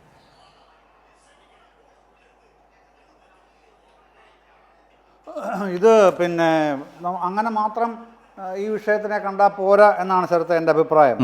കാരണം വ്യക്തമായിട്ട് ഇതിനെ ഞാൻ കാണുന്നത്, നമ്മൾ ഈ മീഡിയ ടെറണി എന്ന് പറയുമല്ലോ, മാധ്യമ ദുഷ്പ്രഭുത്വം അല്ലെങ്കിൽ മാധ്യമ സ്വേച്ഛാധിപത്യം എന്ന് തന്നെ സ്ട്രെയിറ്റ് ആയിട്ട് വിമർശിക്കേണ്ട തരത്തിലാണ് ഈ കാര്യങ്ങൾ വന്നത്. ക്ഷമിക്കണം, താങ്കളിപ്പോൾ മനോരമയുടെ ടൈം ലൈൻ പറഞ്ഞല്ലോ ശരത്തെ, അതിൽ ഒരു വ്യത്യാസമുണ്ട്. ആ പറഞ്ഞതിൽ പോലും വ്യത്യാസമുണ്ട്. കാരണം ഈ സംഭവം നടക്കുന്നത് 10:50 ഇന്നലെ രാവിലെ. 10:50 സംഭവം നടക്കുന്നു. 11:05 പോലീസും ഫയർഫോഴ്സും എത്തുന്നു, രക്ഷാപ്രവർത്തനം ആരംഭിക്കുന്നു. അപ്പോൾ അവിടുത്തെ ഹോസ്പിറ്റൽ സ്റ്റാഫിനെയും അവിടെ കിട്ടിയ ബാക്കിയുള്ള നാട്ടുകാരും അല്ലെങ്കിൽ കൂട്ടിരിപ്പുകാരും ഒക്കെ ആയിട്ടുള്ള ആൾക്കാരെയും ചേർത്ത് അത് ഇവരെല്ലാവരും ഏകോപിപ്പിച്ചുകൊണ്ട് രക്ഷാപ്രവർത്തനം തുടങ്ങുന്നത് ഹോസ്പിറ്റൽ സൂപ്രണ്ട് ഡോക്ടർ ജയകുമാറാണ്. അദ്ദേഹത്തിൻ്റെ നേരിട്ടുള്ള നേതൃത്വത്തിലും ARM കൂടെ വരുന്നുണ്ട്. അവരാണ് ചെയ്യുന്നത്. പിന്നെ അങ്ങനെ ഈ 11/5 സ്റ്റാർട്ട് ചെയ്ത് അങ്ങനെ നിൽക്കുമ്പോഴാണ് പിന്നെ ആദ്യം 11:50 മന്ത്രി ശ്രീ VN വാസവനും ജില്ലാ കളക്ടറും കൂടെ വരുന്നു. അതിനുശേഷം പിന്നെ 11:55 വീണ ജോർജ് വരുന്നു. ഇതാണ് അവിടെ സംഭവിക്കുന്നത്. 2 മിനിറ്റ് കഴിഞ്ഞ് വീണ ജോർജ് വന്നു കഴിഞ്ഞ് 2 മിനിറ്റ് കഷ്ടിച്ച് കഴിഞ്ഞപ്പോഴേക്ക് JCB എത്തുന്നു. അപ്പോൾ ഈ ആദ്യത്തെ ഘട്ടത്തിൽ തന്നെ മനുഷ്യസാധ്യമായ രീതിയിൽ നമ്മുടെ മനുഷ്യാധ്വാനം കൊണ്ട് ചെയ്യാൻ കഴിയുന്ന രൂപത്തിൽ ആ തകർന്നു വീണ അവശിഷ്ടങ്ങളെല്ലാം പെറുക്കി മാറ്റുന്നുണ്ട്, രണ്ടുപേരെ രക്ഷിക്കുന്നുമുണ്ട്. പക്ഷെ പിന്നെ അവർ കണ്ടത് ബാക്കിയുള്ളത് വലിയ സ്ലാബുകൾ അങ്ങനെ ഉണ്ട്. ഞാൻ അതിലേക്ക് അത് പറയാൻ വരികയായിരുന്നു. അപ്പോൾ ആ വലിയ സ്ലാബുകൾ മാറ്റാൻ കഴിയില്ല, അതിന് JCB വേണമെന്ന് തന്നെയാണ് സൂപ്രണ്ട് അടക്കമുള്ളവർ കണ്ടത്. അപ്പോഴാണ് 2 പേരെ രക്ഷിക്കുന്നത്. 2 പേരെ രക്ഷിച്ച് അവിടുന്ന് രക്ഷപ്പെടുത്തി മാറ്റുമ്പോൾ 2 പേരെ മാത്രമല്ല കേട്ടോ, ഇവാക്യുവേറ്റ് ചെയ്യുന്നുണ്ട്. ബാക്കിയുള്ള സമീപ വാർഡുകളിൽ ഇവാക്യുവേഷൻ നടക്കുന്നുണ്ട്. പക്ഷേ അപകടത്തിൽപ്പെട്ടു എന്ന് കരുതുന്നത് 2 പേർ മാത്രമാണ്. അപ്പോൾ ബിന്ദു അപകടത്തിൽപ്പെട്ടതായി ആർക്കും ഒരു ധാരണയുമില്ല. ആ ഘട്ടത്തിലൊന്നും അങ്ങനൊരു ലാഞ്ചന പോലെ സംശയത്തിന് ലാഞ്ചന പോലെ ആരും പറയുന്നുമില്ല. അല്ല, അദ്ദേഹത്തിന്റെ ബിന്ദുവിന്റെ ജീവിത പങ്കാളിയായിട്ടുള്ള വിശ്രുതൻ തന്നെ പറഞ്ഞത് അങ്ങനെയാണല്ലോ ഇന്നലെ മാധ്യമങ്ങളോട്. കാണാനില്ല എന്ന് വന്നപ്പോൾ ഞങ്ങൾ പലയിടത്തും തപ്പി, അല്ലെങ്കിൽ കാഷ്വാലിറ്റിയിൽ നോക്കി, അവിടെ നോക്കി എന്ന തരത്തിൽ പറഞ്ഞു. തെരച്ചിലൊക്കെ നടന്നു, പക്ഷേ അല്പം വൈകി. ആ വൈകി എന്നതിന്റെ കാരണത്തെക്കുറിച്ച് അവർക്ക് പോലും കുറെ കൂടി ധാരണയുണ്ട്. കാരണം ഈ JCB മണ്ണുമാന്തി യന്ത്രങ്ങൾ എങ്ങനെയാണ് അപകട സ്ഥലത്ത് എത്തിച്ചതെന്ന് അവരടക്കം എല്ലാ മനുഷ്യരും കണ്ടുകൊണ്ടിരിക്കുകയാണല്ലോ ജയചന്ദ്രൻ. പക്ഷെ കാണാതെ പോയത് മാധ്യമങ്ങളാണ്, കണ്ടിട്ടും പറയാതിരുന്നത്. വലിയ ഉത്തരം പോലും തട്ടിത്തെറിപ്പിച്ചോണ്ടാണ് വരുന്നത്. അതെ. അല്ല, എന്നിട്ട് ശരത്, ഇത് ഈ ഇത്രയും കാര്യങ്ങളൊക്കെ കഴിഞ്ഞിട്ടാണ് മിനിസ്റ്റേഴ്സ് 2 പേരും എത്തുന്നത്. കളക്ടർ ഉണ്ടപ്പോൾ മാധ്യമങ്ങളെ കാണുന്നു, മാധ്യമങ്ങളോട് കാര്യങ്ങൾ വിശദീകരിക്കുന്നു. 2 പേർ അവിടെ ഉണ്ടായിരുന്നു, മറ്റാരും കുടുങ്ങി കിടപ്പില്ല എന്നാണ് വിചാരിക്കുന്നത്. അങ്ങനെയാണ് കിട്ടിയിട്ടുള്ള അറിവ്. പക്ഷേ JCB എത്തിയിട്ടുണ്ട്. JCBയുടെ കൂടെ മറ്റ് വലിയ സ്ലാബുകൾ മാറ്റിയതിന് ശേഷം മാത്രമേ തെരച്ചിൽ പ്രവർത്തനം നിർത്തൂ എന്ന് പറയുന്നുണ്ട്. അപ്പോൾ അതാണ് പിന്നീട് വലിയ വ്യാഖ്യാനം, വ്യാഖ്യാനം എന്ന് പറയാൻ അതിലേക്കൊന്ന് വരാം. ശ്രീ ജയചന്ദ്രൻ മിനിസ്റ്റർ പറഞ്ഞതുകൊണ്ടാണ്. അതൊന്ന് കാണാം. ഏതായാലും ദൃശ്യങ്ങൾ വളരെ പ്രധാനപ്പെട്ടതാണല്ലോ. കാരണം 12:25 ഒരു പ്രതിഷേധത്തെ തുടർന്നാണ് JCB മറ്റും എത്തിയത് എന്നൊരു പ്രതീതിയോടെയാണ് ഞാൻ മുമ്പ് പറഞ്ഞ ദിനപത്രം 1-ാം പേജിൽ എഴുതി പിടിപ്പിച്ചിരിക്കുന്നത്. കാരണം നമ്മളെല്ലാം സൂപ്രണ്ടും പ്രിൻസിപ്പളും അവിടെ നിന്ന മനുഷ്യരും സാധാരണക്കാരും എല്ലാവരും മന്ത്രിമാരും ഒക്കെ സംസാരിക്കുന്നതൊക്കെ നമ്മൾ കണ്ടു. ശ്രീ ജയചന്ദ്രൻ അതൊന്ന് ക്രോഡീകരിച്ച് പറഞ്ഞു. എന്നിട്ടും 12:25 പ്രതിഷേധത്തെ തുടർന്ന് തെരച്ചിൽ 1 മണിക്ക് മൃതദേഹം ലഭിക്കുന്നു എന്ന തരത്തിലാണ് പറഞ്ഞു വെച്ചത്. ഇത് അതേപടി പ്രതിപക്ഷ നേതാവ് ഏറ്റെടുത്തിട്ടുണ്ട്. ഉച്ചയ്ക്ക് ശേഷം പ്രതിപക്ഷ നേതാവ് പറഞ്ഞു. പക്ഷേ ഈ അപകടം നടന്ന് തെരച്ചിൽ നടക്കുന്ന സമയത്ത് മന്ത്രിമാർ പറഞ്ഞതിന് കടകവിരുദ്ധമാണ് പ്രതിപക്ഷ നേതാവ് പറഞ്ഞത്. അത് കണ്ട് തന്നെ നമുക്ക് ചർച്ച ചെയ്ത് പോകേണ്ടതുമാണ്. ഒന്ന് കാണാം പ്രതിപക്ഷ നേതാവ് പറഞ്ഞതും ഉച്ചയ്ക്ക് ശേഷം പ്രതിപക്ഷ നേതാവ് പറഞ്ഞതും ഈ അപകടം നടന്നതിനെ തുടർന്ന് സ്ഥലത്തെത്തിയപ്പോൾ തെരച്ചിലിനെക്കുറിച്ച് മന്ത്രിമാർ പറഞ്ഞതും നോക്കാം. മന്ത്രിമാർ, ആരോഗ്യവകുപ്പ് മന്ത്രിയും സഹകരണ വകുപ്പ് മന്ത്രിയും സ്ഥലത്തെത്തി. ആ കെട്ടിടം അടഞ്ഞു കിടക്കുന്ന കെട്ടിടമാണ്, അതിൻ്റെ അകത്ത് ഒരാൾ പോലും ഇല്ല എന്ന് ഔദ്യോഗികമായി പ്രഖ്യാപിക്കുക. അവരത് പറഞ്ഞതിൻ്റെ പേരിലാണ് രക്ഷാപ്രവർത്തനം നടക്കാതെ പോയത്. നമുക്കിപ്പോൾ തന്നെ ബാക്കി കാര്യം കൃത്യമായിട്ട് ഇവിടെ ബാക്കി JCB കൊണ്ട് മാറ്റി കഴിഞ്ഞാൽ ബാക്കി എന്തെങ്കിലും ഉണ്ടോ നമുക്ക് നോക്കാം. മറ്റാരും അവിടെ ഉള്ളതായിട്ട് ഇപ്പോൾ നമുക്ക് നിലവിൽ ഇതുവരെ ഇപ്പോൾ അവിടെ മെഷീൻ എത്തിയിട്ട് അത് പരിശോധന കൂടി നടത്തുകയാണല്ലോ. എങ്ങനെയാണ് റോണി കെ ബേബി ഇങ്ങനെയൊക്കെ പ്രതിപക്ഷ നേതാവ് പറയുക? ഔദ്യോഗികമായി പ്രഖ്യാപിച്ചു, അതുപോലെ തന്നെ അതുകൊണ്ടാണ് തെരച്ചിൽ നടക്കാതെ പോയത് എന്നൊക്കെ പറയുന്നത് തീർത്തും തെറ്റായ കാര്യമാണ്. ആ സ്പോട്ടിൽ നിന്ന് ആ 2 മന്ത്രിമാർ പറഞ്ഞതിനകത്ത് അതുണ്ട്. ദാ മെഷീൻ വന്ന് തെരച്ചിൽ നടത്തുകയാണല്ലോ, അത് കഴിയട്ടെ എന്ന് 2 മന്ത്രിമാരും പറയുമ്പോൾ പ്രതിപക്ഷ നേതാവ് എങ്ങനെയാണ് ഉച്ചയ്ക്ക് ശേഷം പറയുക? ഇത് പല കാര്യങ്ങളിലും എന്ന പോലെ മാധ്യമങ്ങൾ സൃഷ്ടിക്കുന്ന ഒരു പ്രതീതിക്കൊപ്പം സഞ്ചരിക്കുന്നതുകൊണ്ടാണ്. നിങ്ങൾക്ക് പ്രിയപ്പെട്ട മലയാള മനോരമ എഴുതിയല്ലോ 12:25 പ്രതിഷേധം. എവിടെ? അതിന് മുമ്പ് തന്നെ അവിടെ JCB ഉണ്ട്. അതവിടെ എത്തിക്കാൻ പെടാപ്പാട് പെടുകയാണ്. ആ ബുദ്ധിമുട്ടിൻ്റെ കാലതാമസമാണ് അവിടെ ഉണ്ടായിട്ടുള്ളത്. ദൃശ്യങ്ങൾ തന്നെ അത് ബോധ്യപ്പെടുത്തുന്നുണ്ട്. അപ്പോൾ എങ്ങനെയാണ് പ്രതിപക്ഷ നേതാവിനെ പോലെ ഒരാൾ ഇത് പറയുക? ഇങ്ങനെ പറയുന്നത് കൊണ്ടല്ലേ പ്രതിഷേധം എന്നത് ഹീനമായ രീതികളിലേക്ക് മാറുന്നത്, കൊലവിളിയായി പോകുന്നത്, അധിക്ഷേപത്തിലേക്ക് പോകുന്നത്. പ്രതിപക്ഷം സമരം ചെയ്യണം, വിമർശനങ്ങൾ ഉന്നയിക്കണം, എന്താ സംശയം? പക്ഷേ അത് പരിധി വിട്ടു പോകുന്നത് പ്രതിപക്ഷ നേതാവ് തന്നെ ഈ സമീപനം സ്വീകരിക്കുന്നത് കൊണ്ടല്ലേ? ഈ അപകടം ഉണ്ടായ ഉടൻ തന്നെ കാരണം അവിടെ വലിയ പരിഭ്രാന്തി ഉണ്ടായി. ചെറിയ ശബ്ദമൊന്നുമല്ല, വലിയ ശബ്ദത്തോടു കൂടിയാണ് ഈ സ്വാഭാവികം. കെട്ടിടം ഇടിഞ്ഞു വീണത്. അങ്ങനെ ഉണ്ടാവും, ശബ്ദം അടുത്തുള്ള ഉണ്ടാവും. കെട്ടിടങ്ങളിലുള്ള അതെ. ആളുകളും വാർഡുകളിലുള്ള ആളുകൾ ആളുകളും പറയുന്നുണ്ടായിരുന്നു. ഡോക്ടർമാരും ഒക്കെ ഓടി അവിടെ അതെ അതെ എത്തിയിട്ടുണ്ടായി. ഈ അപകടം ഉണ്ടായ ഉടൻ തന്നെ മകൾ, ഈ ബിന്ദുവിന്റെ മകളായിട്ട് നവോമി, അവർ പറഞ്ഞു, അവർ തുടർച്ചയായിട്ട് അമ്മയെ ഫോൺ വിളിക്കുകയാണ്, അമ്മയെ കിട്ടുന്നില്ല. മോൾക്ക് വലിയ ആശങ്കയായി, ആകാംക്ഷയായി, കാരണം അമ്മയെ മിസ്സിംഗ് ആണ്. അപ്പോൾ ആ വാർഡിൽ തന്നെ ഉള്ള മറ്റ് രോഗികളും അവരുടെ കൂട്ടിരിപ്പുകാരും പറഞ്ഞു, ഈ ശുചിമുറിയിലേക്ക് ബിന്ദു പോകുന്നത് ഞങ്ങൾ കണ്ടു എന്ന് വളരെ കൃത്യമായി തന്നെ പറയുണ്ടായി. എന്നിട്ടും പക്ഷെ പ്രശ്നം എന്താണ്, എന്നിട്ടും ഈ അല്ലെന്നേ, 12:25 അവരുടെ ഭർത്താവ് വിശ്രുതൻ പറഞ്ഞ എന്താണ്, ഞങ്ങൾ പലയിടത്തും തിരയുന്നു, നേരിട്ട് ഇങ്ങനെ ഇവിടേക്കാണ് പോയെന്നൊരു ധാരണ കുടുംബാംഗങ്ങൾക്കില്ല. ഫോണിൽ വിളിക്കുന്നു, മകള് വിളിച്ചു പറയുന്നു, അങ്ങനെ ഞാൻ എത്തുന്നു, കാഷ്വാലിറ്റി നോക്കുന്നു, മരുന്ന് വാങ്ങുന്നിടത്ത് നോക്കുന്നു. ഇതും ചാനലുകളിൽ വന്നാണ്. ഞാൻ വേറൊന്നുകൂടി റോണിയോട് പറയാം. പുതുപ്പള്ളി MLA ചാണ്ടി ഉമ്മൻ ഇന്നലെ വൈകുന്നേരത്തെ രാത്രിയിലത്തെ ചർച്ചയിൽ ഒരു മാധ്യമത്തോട് പറഞ്ഞത് എന്താണെന്നറിയോ? താങ്കൾ പറയുന്ന ഈ വാദം പറഞ്ഞിട്ടുണ്ട്, മകൾ എന്നോട് പറഞ്ഞു, പക്ഷേ ഞാൻ ആരോടും പറഞ്ഞില്ല. അതെന്ത് ഏർപ്പാടാണ്? കാരണം എന്താണ്? അദ്ദേഹത്തിന് അത് ഉറപ്പില്ല എന്നാണ് പറഞ്ഞത്. അതിനല്ലേ ആരോഗ്യമന്ത്രിയും പറഞ്ഞത്, ഇതിനിടയിൽ ആരെങ്കിലും ഉണ്ടോ എന്നറിയില്ല, മെഷീൻ വെച്ച് പരിശോധിക്കട്ടെ. അപ്പോൾ ആരോഗ്യമന്ത്രി അത് പറഞ്ഞാൽ നിങ്ങൾ ഒരു തരത്തിലും മുഖവിലേക്ക് എടുക്കില്ല. പുതുപ്പള്ളി MLA ആയിട്ടുള്ള ചാണ്ടി ഉമ്മൻ വളരെ സ്പഷ്ടമായി പറഞ്ഞു, എന്നോട് ബിന്ദുവിൻ്റെ മകൾ പറഞ്ഞു, എന്നിട്ടും ഞാൻ ആരോടും പറഞ്ഞില്ല. അങ്ങനെയാണെങ്കിൽ ആ MLA അല്ലേ ബന്ധപ്പെട്ട ആളുകളോട് പറയേണ്ടത്? അതെന്തിനാണ് അദ്ദേഹം മനസ്സിൽ വെച്ചുകൊണ്ടിരുന്നു? പകരം 1-2 മാധ്യമപ്രവർത്തകരോട് പറഞ്ഞു അത്രേ. അതാണോ അതിൻ്റെ ശൈലി? അതാണോ അതിൻ്റെ ഒരു പൊതുപ്രവർത്തകൻ ചെയ്യേണ്ട രീതി? അദ്ദേഹം തന്നെ പറഞ്ഞതാണ്, ഇത് എൻ്റെ വാചകങ്ങളല്ല, സമൂഹ മാധ്യമങ്ങളിൽ അതും ചർച്ച ചെയ്യുന്നുണ്ട്. അപ്പോൾ ഇങ്ങനെ പെരുമാറുക, ആരോഗ്യമന്ത്രി അവിടെ സൂപ്രണ്ട് അടക്കം പറഞ്ഞതിൻ്റെ അടിസ്ഥാനത്തിൽ പറയും. എന്നിട്ടും മന്ത്രി പറഞ്ഞു മെഷീൻ വെച്ച് പരിശോധിച്ച് കഴിയട്ടെ, എന്നിട്ട് നമുക്ക് ഒരു കൺക്ലൂഷനിലെത്താം. നമ്മൾ കേട്ടതല്ലേ? എന്തിനാണ് ഈ ഇരട്ടത്താപ്പ്? പ്രശ്നത്തെ പ്രശ്നമായി കാണാൻ പഠിക്കണ്ടേ നമ്മളൊക്കെ? നമ്മൾ വളരെ ലൈവായിട്ട് എല്ലാവരും കണ്ട കാര്യമാണ് ഇപ്പോൾ നമ്മൾ അതിനെ വളച്ചു കെട്ടി വേറെ രീതിയിൽ അവതരിപ്പിക്കുന്നത്. ഇന്നലെ അപകടം ഉണ്ടായ ആ സമയം തൊട്ട് എല്ലാവരും അവിടെ അടക്കം പറയുന്നുണ്ട്, പരസ്യമായും രഹസ്യമായും പറയുന്നുണ്ട്, അതിന്റെ അകത്ത് ആളുകൾ കുടുങ്ങിക്കിടപ്പുണ്ട്. 2 പോലീസുകാർ രഹസ്യമായി ഇക്കാര്യം പറയുന്നത് കേട്ടോണ്ട് അവിടെ ഇരുന്ന ഒരു പിന്നെ ആശുപത്രിയിൽ അവിടെ വന്നിരുന്ന ഒരു കൂട്ടിരിപ്പുകാരനാണ് ഈ വിവരം ചാണ്ടി ഉമ്മൻ ശ്രദ്ധയിൽപ്പെടുത്തുന്നത്. അവിടെ ഒരാൾ അങ്ങനെ തന്നെ ഇരിക്കട്ടെ. അങ്ങനെ ആണെങ്കിൽ തന്നെ അതുകൊണ്ടല്ലേ ഈ മണ്ണുമാന്തി യന്ത്രങ്ങൾ എത്തിച്ചത്. അവിടെ എത്തിച്ച മണ്ണുമാന്തി യന്ത്രങ്ങൾ അവിടെ എത്താനെത്തുന്ന കാലതാമസത്തെ എങ്ങനെയാണ് ചിത്രീകരിച്ചത്? ദൃശ്യങ്ങൾ ആ ചിത്രീകരണം കളവായിരുന്നു എന്ന് ബോധ്യപ്പെടുത്തുന്നില്ല സമൂഹത്തെ? നേരത്തെ ഇന്നലെ 12:25 ആ ബിന്ദുവിനെ അവിടുന്ന് കണ്ടെത്തി അവരെ അവിടുന്ന് സ്ട്രെച്ചറിലേക്ക് മാറ്റി അതിവേഗം അവിടേക്ക് ഓടിപ്പോവും തുടങ്ങുമ്പോൾ പോലും ബഹുമാനോട് മന്ത്രിമാർ പറഞ്ഞുകൊണ്ടിരിക്കുന്നത് 2 പേർക്ക് നിസ്സാര പരിക്കേ ഉള്ളൂ, വേറെ ആരും എന്റെ കൂടി അതിനു മുമ്പാണത് കൂട്ടിക്കുഴക്കരുത്. മുമ്പ് രക്ഷിച്ച 2 പേരെ കുറിച്ചാണ് മന്ത്രിമാരത് പറഞ്ഞത്. അപ്പോൾ അവരുടെ ഒന്നും മുമ്പിലേക്ക് മറ്റൊരാൾ ഉണ്ട് എന്നുള്ള ധാരണ വന്നിട്ടില്ല. ചാണ്ടി ഉമ്മന്റെ മനസ്സിലിരിക്കുകയാണ്. ബന്ധപ്പെട്ട ആളുകളോട് തെരച്ചിലുമായി ബന്ധപ്പെട്ടത് പറഞ്ഞിട്ടില്ല. ഇനി ചാണ്ടി ഉമ്മൻ പറഞ്ഞതിൻ്റെ അടിസ്ഥാനത്തിലായിരിക്കണം ഏതോ ഒരു മാധ്യമ പ്രവർത്തകൻ പിന്നീട് കുറേ നേരം കഴിഞ്ഞപ്പോൾ ഒരു ചോദ്യം ചോദിക്കുന്നുണ്ട്. അപ്പോഴാണ് മന്ത്രി പറഞ്ഞത് അതറിയില്ല, ഉറപ്പില്ല, ഏതായാലും പരിശോധിക്കുകയല്ലേ, മെഷീൻ ഉപയോഗിച്ച് പരിശോധിക്കുകയല്ലേ എന്ന് മന്ത്രി പറയുന്നത് അപ്പോഴാണ്. ഇതായിരുന്നു അവിടുത്തെ ഒരു സാഹചര്യം. ആ കുടുംബവും അത് തന്നെയാണ് പറഞ്ഞത്. വിശ്രുതനും പറഞ്ഞത് അത് തന്നെയാണ്. കാലതാമസം ഉണ്ടായി എന്ന് പറയുന്നത് എവിടെയാണ്? JCB എത്തിക്കാൻ കാലതാമസം ഉണ്ടായി എന്നുള്ളതാണ്. അല്ല JCB വിളിച്ചിട്ടേ ഇല്ല, വന്നിട്ടേ ഇല്ല എന്നല്ല. ആ സ്പോട്ടിലെത്താൻ, തെരച്ചിൽ നടത്താൻ, ഈ കോൺക്രീറ്റ് പാളികൾ മാറ്റാൻ, അവിടേക്ക് ഇതൊന്നും എത്തണ്ടേ? എത്താൻ പറ്റാത്തൊരു സാഹചര്യത്തിലാണ് ആ ആശുപത്രി സ്ട്രക്ചർ ആകെ നിന്നത്. പലതും പൊളിച്ചു മാറ്റിയിട്ടാണ്. നമ്മൾ കണ്ടില്ലേ ദൃശ്യങ്ങളിൽ?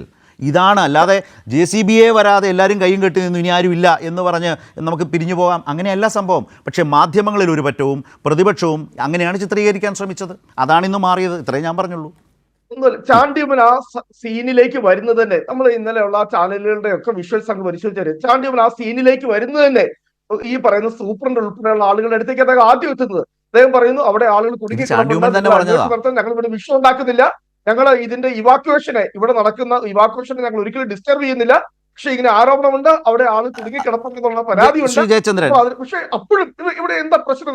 ഒരു നിമിഷം ശ്രീ ജയചന്ദ്രൻ, ചാണ്ടി ഉമ്മൻ ഒരു ചാനൽ ചർച്ചയിലാണ് ഇത് പറഞ്ഞത്. ഒരു പൊതുപ്രവർത്തകൻ MLA എന്ന നിലയിൽ അദ്ദേഹത്തിന് അങ്ങനെ ഒരു വിവരം കിട്ടിയെങ്കിൽ അദ്ദേഹം എന്താണ് ചെയ്യേണ്ടിയിരുന്നത്?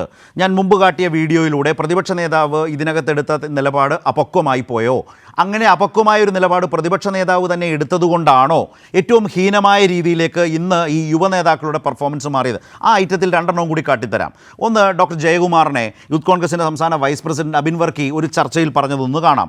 മറ്റൊന്ന്, പറഞ്ഞ് രാഹുൽ മാങ്കൂട്ടം വീണ്ടും ഏറിൽ കയറും വിധത്തിലേക്ക് നിപ്പ വന്നവരെല്ലാം കേരളത്തിൽ മരിച്ചു എന്ന് പറയുന്ന നില പോലും ഉണ്ടായി.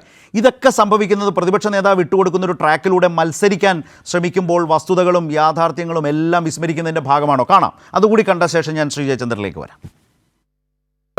ഉത്തരവാദിത്തമില്ലാത്ത ഇതുപോലെ ഉളുപ്പന്മാരായ കളക്ടർമാരാണ് കോട്ടയത്തിരിക്കുന്നത്. കോട്ടയം മെഡിക്കൽ കോളേജിന്റെ കെട്ടിടത്തിൽ ആര് മുറി, ഏതൊക്കെ മുറി ആരാണ് ഉപയോഗിക്കുന്നത് എന്നതിന്റെ സാമാന്യ ധാരണ പോലും ഇല്ലാത്ത സൂപ്രണ്ടന്റാണ് അവിടെ ഇരിക്കുന്നത് എന്ന് പറയുമ്പോൾ ഇവന്റെയൊക്കെ എന്താണ് ഇവരുടെയൊക്കെ അധികാരം, ആ അധികാരത്തിന്റെ ഉത്തരവാദിത്തം എന്നുള്ളത് നമ്മൾ ഒന്ന് നിപ്പയും പിന്നൊന്ന് കോവിഡും.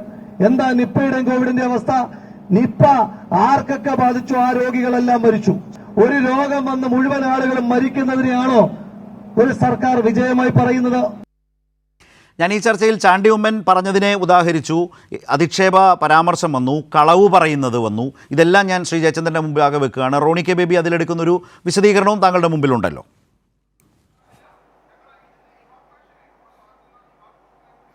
അല്ല, ഇതിൽ ഒരു പ്രശ്നമുള്ളത് എന്താണെന്നറിയോ പിന്നെ ശരത്തെ, ഇന്നലത്തെ ആ ക്രോണോളജിക്കൽ ഓർഡർ ഇപ്പോൾ പറഞ്ഞുകൊണ്ടിരിക്കുന്ന കഥയില്ല. 12:25 സംഭവിച്ചു, അതല്ല പ്രശ്നം.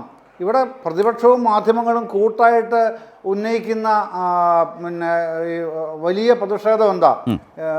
വീണ ജോർജ് രാജിവെക്കണം. എന്തുകൊണ്ടാണ് രാജിവെക്കണം എന്നുള്ള ആവശ്യം അവർ ഉന്നയിക്കുന്നതിൻ്റെ ബേസ് ഒറ്റ കാര്യമാണ്. അവരവിടെ നിന്ന് ഈ വേറെ ആരും കുടുങ്ങി കിടപ്പില്ല എന്ന് പറഞ്ഞതുകൊണ്ടാണത്രേ പിന്നെ രക്ഷാപ്രവർത്തനം താമസിച്ചത്. അതുകൊണ്ടാണ് പോലും ബിന്ദുവിനെ കിട്ടാൻ താമസിച്ചത്. അല്ലെങ്കിൽ അവർ രക്ഷപ്പെടുമായിരുന്നു. ഇതാണ് പിന്നെ വർത്തമാനം പറയുന്നത്. അതെ, ആ വാദത്തിന്റെ ഇന്നത്തെ ശ്രീ ജയചന്ദ്രന്റെ ചോദ്യം അത് തന്നെയാണ്. ആ വാദത്തിന്റെ ഇന്നത്തെ സ്ഥിതി എന്താണ്?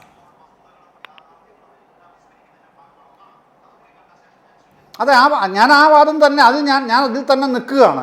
എന്നിട്ടാണ് പറയുന്നത്, ഇവിടെ മനോരമയുടെ ലേഖകൻ തന്നെ, മനോരമ ന്യൂസിൻ്റെ ഒരു ലേഖകൻ്റെ തന്നെ സൂപ്രണ്ടൻ്റിൽ എടുത്ത ബൈറ്റ് ഇപ്പോൾ വൈറലായിട്ടുണ്ടല്ലോ. അത് എൻ്റെ കയ്യിലുണ്ട്, ഞാനത് വേണമെങ്കിൽ അയച്ചു തരികയും ചെയ്യാം.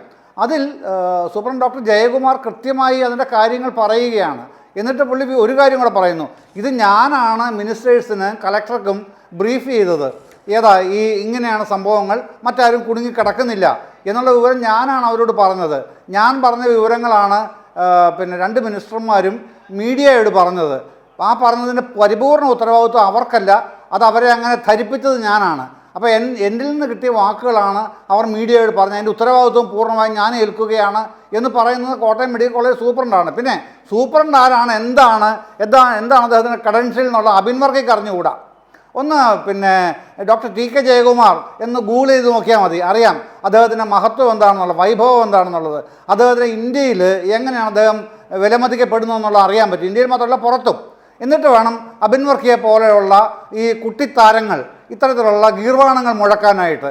അല്ലാതെ അതിന് പറ്റിയ അബിൻ വർക്കിക്ക് ഒരു ചാനൽ ചർച്ചയിൽ കയറി നിന്ന് ഇറങ്ങാനുള്ള വ്യക്തിത്വമല്ല ഡോക്ടർ ജയകുമാർ എന്നുള്ളത് ആദ്യം മനസ്സിലാക്കണം. ഒരാളെക്കുറിച്ച് വിമർശിക്കാനും പറയാനും നിങ്ങൾക്ക് എന്ത് അധികാരവുമുണ്ട്. പക്ഷെ പറയുമ്പോൾ എന്താണ് പറയുന്നത്, ആരെക്കുറിച്ചാണ് പറയുന്നത് എന്നുള്ളത് മിനിമം ഒരു മര്യാദ കാണിക്കണ്ടേ ഈ ഉയർന്നു വരുന്ന പൊതുപ്രവർത്തകർ, രാഷ്ട്രീയ പ്രവർത്തകർ? എന്തുകൊണ്ടാണ് ശ്രീ റോണി കെ ബേബി ഒരു ചർച്ചയിലും ഇത്തരത്തിൽ ഉത്തരവാദിത്വമില്ലാത്ത ജൽപ്പനങ്ങൾ നടത്താത്തത്? എന്തുകൊണ്ടാണ്? അദ്ദേഹത്തിൻ്റെതായ നിലവാരമുള്ളതുകൊണ്ടാണ്. ആ നിലവാരം ഇല്ലാത്തതുകൊണ്ടാണ് അത്തരക്കാർ അങ്ങനെ പറഞ്ഞു പോകുന്നത്. നിലവാരമുള്ള കോൺഗ്രസ് ഒരുപാടുണ്ടെന്നേ. അതിൻ്റെ ഏറ്റവും പ്രകടമായ ഉദാഹരണമാണ് ഈ ചർച്ചയിലിരിക്കുന്ന റോണി കെ ബേബി എന്ന് എനിക്ക് നിസ്സംശയം പറയാൻ കഴിയും. എത്രയോ ചർച്ചകൾ ഞങ്ങൾ നിരന്തരം വരുന്നവരാണ്. പക്ഷെ അതല്ലല്ലോ അബിൻ വർക്കി കാണിച്ച ആ ഒരു ഉത്തരവാദിത്വമില്ലാത്ത, മാന്യതയില്ലാത്ത, ഞാനീ പറഞ്ഞതുപോലെ ജൽപ്പനം എന്നുള്ള വാക്കല്ല അതിന് ഉപയോഗിക്കാൻ പറ്റില്ല ശരത്തെ. പക്ഷെ പ്രശ്നം ഞാൻ പറഞ്ഞു വന്നാൽ അതല്ല. ഈ ആരോഗ്യമന്ത്രി രാജിവെക്കണമെന്ന് പറയുന്നവർ ഇന്ന് ജൂലൈ 4 ജൂൺ 4 ചിന്നസ്വാമി സ്റ്റേഡിയത്തിൽ 11 പേര് മരിച്ചു ഇല്ലേ? പിന്നെ RCB IPL നേടിയതിനെ തുടർന്ന് മരിച്ചല്ലോ 11 പേര്. അന്ന് BJP എന്താ പറഞ്ഞത്? സംസ്ഥാന ഭരണകൂടത്തിന്റെ കടുത്ത പരാജയമാണ് ഈ സംഭവം എന്നല്ലേ പറഞ്ഞത്? അല്ലേ? എന്ന് ഹലോ എന്താണ് പറഞ്ഞത്? അല്ല, ഞാൻ പറഞ്ഞത് കർണാടകയിലാണ്. അതെ, കർണാടകയിൽ സിദ്ധാരാമയ്യ സർക്കാരിനെതിരെയാണ്. ചിന്നസ്വാമി സ്റ്റേഡിയം ചെന്നൈയിലാണ്, ബംഗളൂരുവിലാണ് ഈ സംഭവം. റോയൽ ചലഞ്ചേഴ്സ് ബംഗളൂരാണ്. സോറി, ഓക്കെ, ബംഗളൂരിലാണ് സംഭവം, ചിന്നസ്വാമിയിലല്ല. അതെ, അപ്പം അവിടെ നടന്ന സംഭവത്തിൽ ജൂൺ 4 സംഭവമേ. മനസ്സിലായി. പിന്നെ ചിന്നസ്വാമി ഒന്നുകൂടെ കറക്റ്റ് ചെയ്തല്ലോ, ചെന്നൈയിൽ. പിന്നെ അല്ല, സോറി, അല്ല, അതെ. എന്നിട്ട് നമ്മൾ ആ ഡിസ്ട്രാക്ട് ചെയ്ത് പോകേണ്ടതിൽ ഞാൻ പറഞ്ഞ വിഷയം ഇതാണ്. അവിടെ BJP ആണ് സ്റ്റേറ്റ് വൈഡ് ആയിട്ട് പ്രൊട്ടസ്റ്റ് നടത്തിയത് കോൺഗ്രസിനെതിരെ. കോൺഗ്രസ് സ്റ്റേറ്റ് ഗവൺമെൻറ്റിൻ്റെ പരാജയമാണിതെന്ന് പറഞ്ഞിട്ട്. ഇവിടെ എന്താണ് രാജിവെക്കണമെന്ന് ഒരു കോൺഗ്രസ്സുകാരനും പറയാതിരുന്നത്? അതുപോലെ തൊട്ട് മുൻപല്ലേ അല്ല അതിന് ശേഷമാണല്ലോ 12-ാം തീയതിയാണല്ലോ അഹമ്മദാബാദ് ക്രാഷ് ഉണ്ടാകുന്നത്, പ്ലെയിൻ ക്രാഷ് ഉണ്ടാകുന്നത്. അത് കേന്ദ്ര മന്ത്രി പിന്നെ ഏവിയേഷൻ മിനിസ്റ്റർ രാജിവെക്കണമെന്ന് ആരും പറയാതിരുന്നത് എന്തായിരുന്നു? അങ്ങനെ എത്രയോ ഇൻസിഡൻറ്റുകളുണ്ട്. ഇത് സംഭവം ഉണ്ടാകുമ്പോൾ നേരെ പിടിച്ച് വീണാ ജോർജിനോട് പിന്നെ ഉള്ള വൈരാഗ്യം എല്ലാവർക്കും അറിയാം എന്താണെന്നുള്ളത്. അതൊന്നും ചർച്ച ചെയ്യാൻ സമയം. അതുകൊണ്ട് അത്തരം വിമർശനങ്ങൾ വരുമ്പോൾ സർ ഞാൻ താങ്കളിലേക്ക് വരാം. ശ്രീ ജയ്ക്ക് കൂടി ഈ ചർച്ചയിലേക്ക് എത്തിയിട്ടുണ്ട്. വളരെ വൈകിയാണ് നമുക്ക് ഈ ചർച്ചയുടെ ഒരു അവസാന ഘട്ടത്തിലേക്ക് എത്തിയിരിക്കുകയാണ്. ജയ്ക്ക് ഇതിൽ ഒരു പ്രധാനപ്പെട്ട കാര്യം, ഇപ്പോൾ ആ അപകടവുമായി ബന്ധപ്പെട്ട് ആ കെട്ടിടം ഉപേക്ഷിക്കപ്പെട്ട കെട്ടിടമാണെന്നൊക്കെയുള്ളത് ആളുകൾക്ക് ബോധ്യപ്പെട്ടു. പക്ഷേ അതിൻ്റെയൊക്കെ കാര്യത്തിലൊരു പൂർണ്ണമായ പരാജയത്തിൻ്റെ അടിസ്ഥാനത്തിൽ മന്ത്രി രാജിവെക്കണം എന്നല്ല പറയുന്നത്. കാരണം അപ്പുറത്ത് ഈ സമയമെടുത്ത് ഇതിനിടയിൽ പരിഹാരം കണ്ടെത്തി കൂറ്റൻ മൾട്ടി സ്പെഷ്യാലിറ്റി ബ്ലോക്ക് പൂർത്തീകരിച്ചു. അതിൻ്റെ ഒരു ഷിഫ്റ്റിങ്ങിൻ്റെ അവസാന ഘട്ടത്തിലാണ് സംഭവിച്ചത്. അതുകൊണ്ട് ആ ഭാഗത്തേക്കേ കോൺഗ്രസിനോ മാധ്യമങ്ങൾക്കോ പോകാൻ കഴിയുന്നില്ല. അതിൻ്റെ ഒന്നും വിഷയം അവതരിപ്പിക്കാതിരിക്കാനും പ്രത്യേകം ശ്രദ്ധിക്കുന്നു. പകരം ഈ ടോയ്ലറ്റ് ബ്ലോക്കുമായി ബന്ധപ്പെട്ട് മന്ത്രി ആ തെരച്ചിൽ നടക്കുന്ന ഘട്ടത്തിൽ ഇനി ആരുമില്ല എന്നൊരു വാചകം പറഞ്ഞു എന്ന നിലയ്ക്ക് ഒരു വാദഗതി രൂപപ്പെടുത്തി അതിൽ പിടിച്ച് മന്ത്രി രാജിവെക്കണം, ആരോഗ്യമന്ത്രി രാജിവെക്കണം. എന്നാൽ സൂപ്രണ്ട് തന്നെ അതിൻ്റെ വസ്തുത പറഞ്ഞിട്ടുമുണ്ട്. എന്നിട്ടും മന്ത്രി രാജിവെക്കണം എന്ന് പറയുക. ഇന്ന് അതിൻ്റെ പുറത്ത് വലിയ സമരവുമായി പോവുക, അത് ഏറ്റവും ഹീനമായ നിലയിൽ അധിക്ഷേപവും കൊലവിളിയും ശവപ്പെട്ടി ചുമന്നും ഒക്കെയായ സമരം മാറുന്നു. വലിയ തോതിൽ ആക്ഷേപം എന്ന രീതിയിലേക്ക് ആ സമരം മാറുന്ന സാഹചര്യം വരുന്നു. അതിനിടയിൽ രാഹുൽ മാങ്കൂട്ടം പറഞ്ഞത് നിപ്പ വന്ന് കേരളത്തിൽ എല്ലാവരും നിപ്പ വന്നവരൊക്കെ മരിച്ചു എന്നാണ്. അത് അപ്പോഴേ പൊളിഞ്ഞു. അതുപോലെ തന്നെ എബിൻ വർക്കിയെ പോലെ യൂത്ത് കോൺഗ്രസിൻ്റെ വൈസ് പ്രസിഡൻ്റ് ആകട്ടെ നേരിട്ട് വലിയ തോതിൽ ആ ഡോക്ടർ ജയകുമാറിനെ ആക്ഷേപിക്കും വിധം ചർച്ചയിൽ പങ്കെടുത്തും പറയുന്ന നിലയുണ്ട്. ഇതൊക്കെയാണ് ഞങ്ങൾ സംസാരിച്ചു വന്നത്.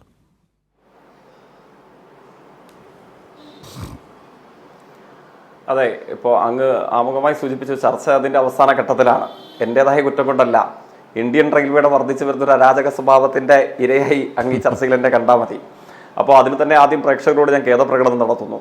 അങ്ങ് ഇവിടെ സൂചിപ്പിച്ചതുപോലെ കേരളത്തിൽ ലോകമെമ്പാടുമുള്ള മലയാളികളുടെ മനസ്സിനെ പിടിച്ചുലച്ച അങ്ങേയറ്റം ആശങ്കയും അനുശോചനവും ഒക്കെ നമ്മുടെ ഉള്ളു നിറച്ച ദാരുണമായ സംഭവവികാസത്തിനാണ് ഇന്നലെ കോട്ടയത്തെ ഗവൺമെൻറ് മെഡിക്കൽ കോളേജ് വഴി നമ്മൾ സാക്ഷ്യം വഹിച്ചത്. തലയോലപ്പറമ്പ് സ്വദേശിനിയായ ശ്രീമതി ബിന്ദുവിൻ്റെ മരണം.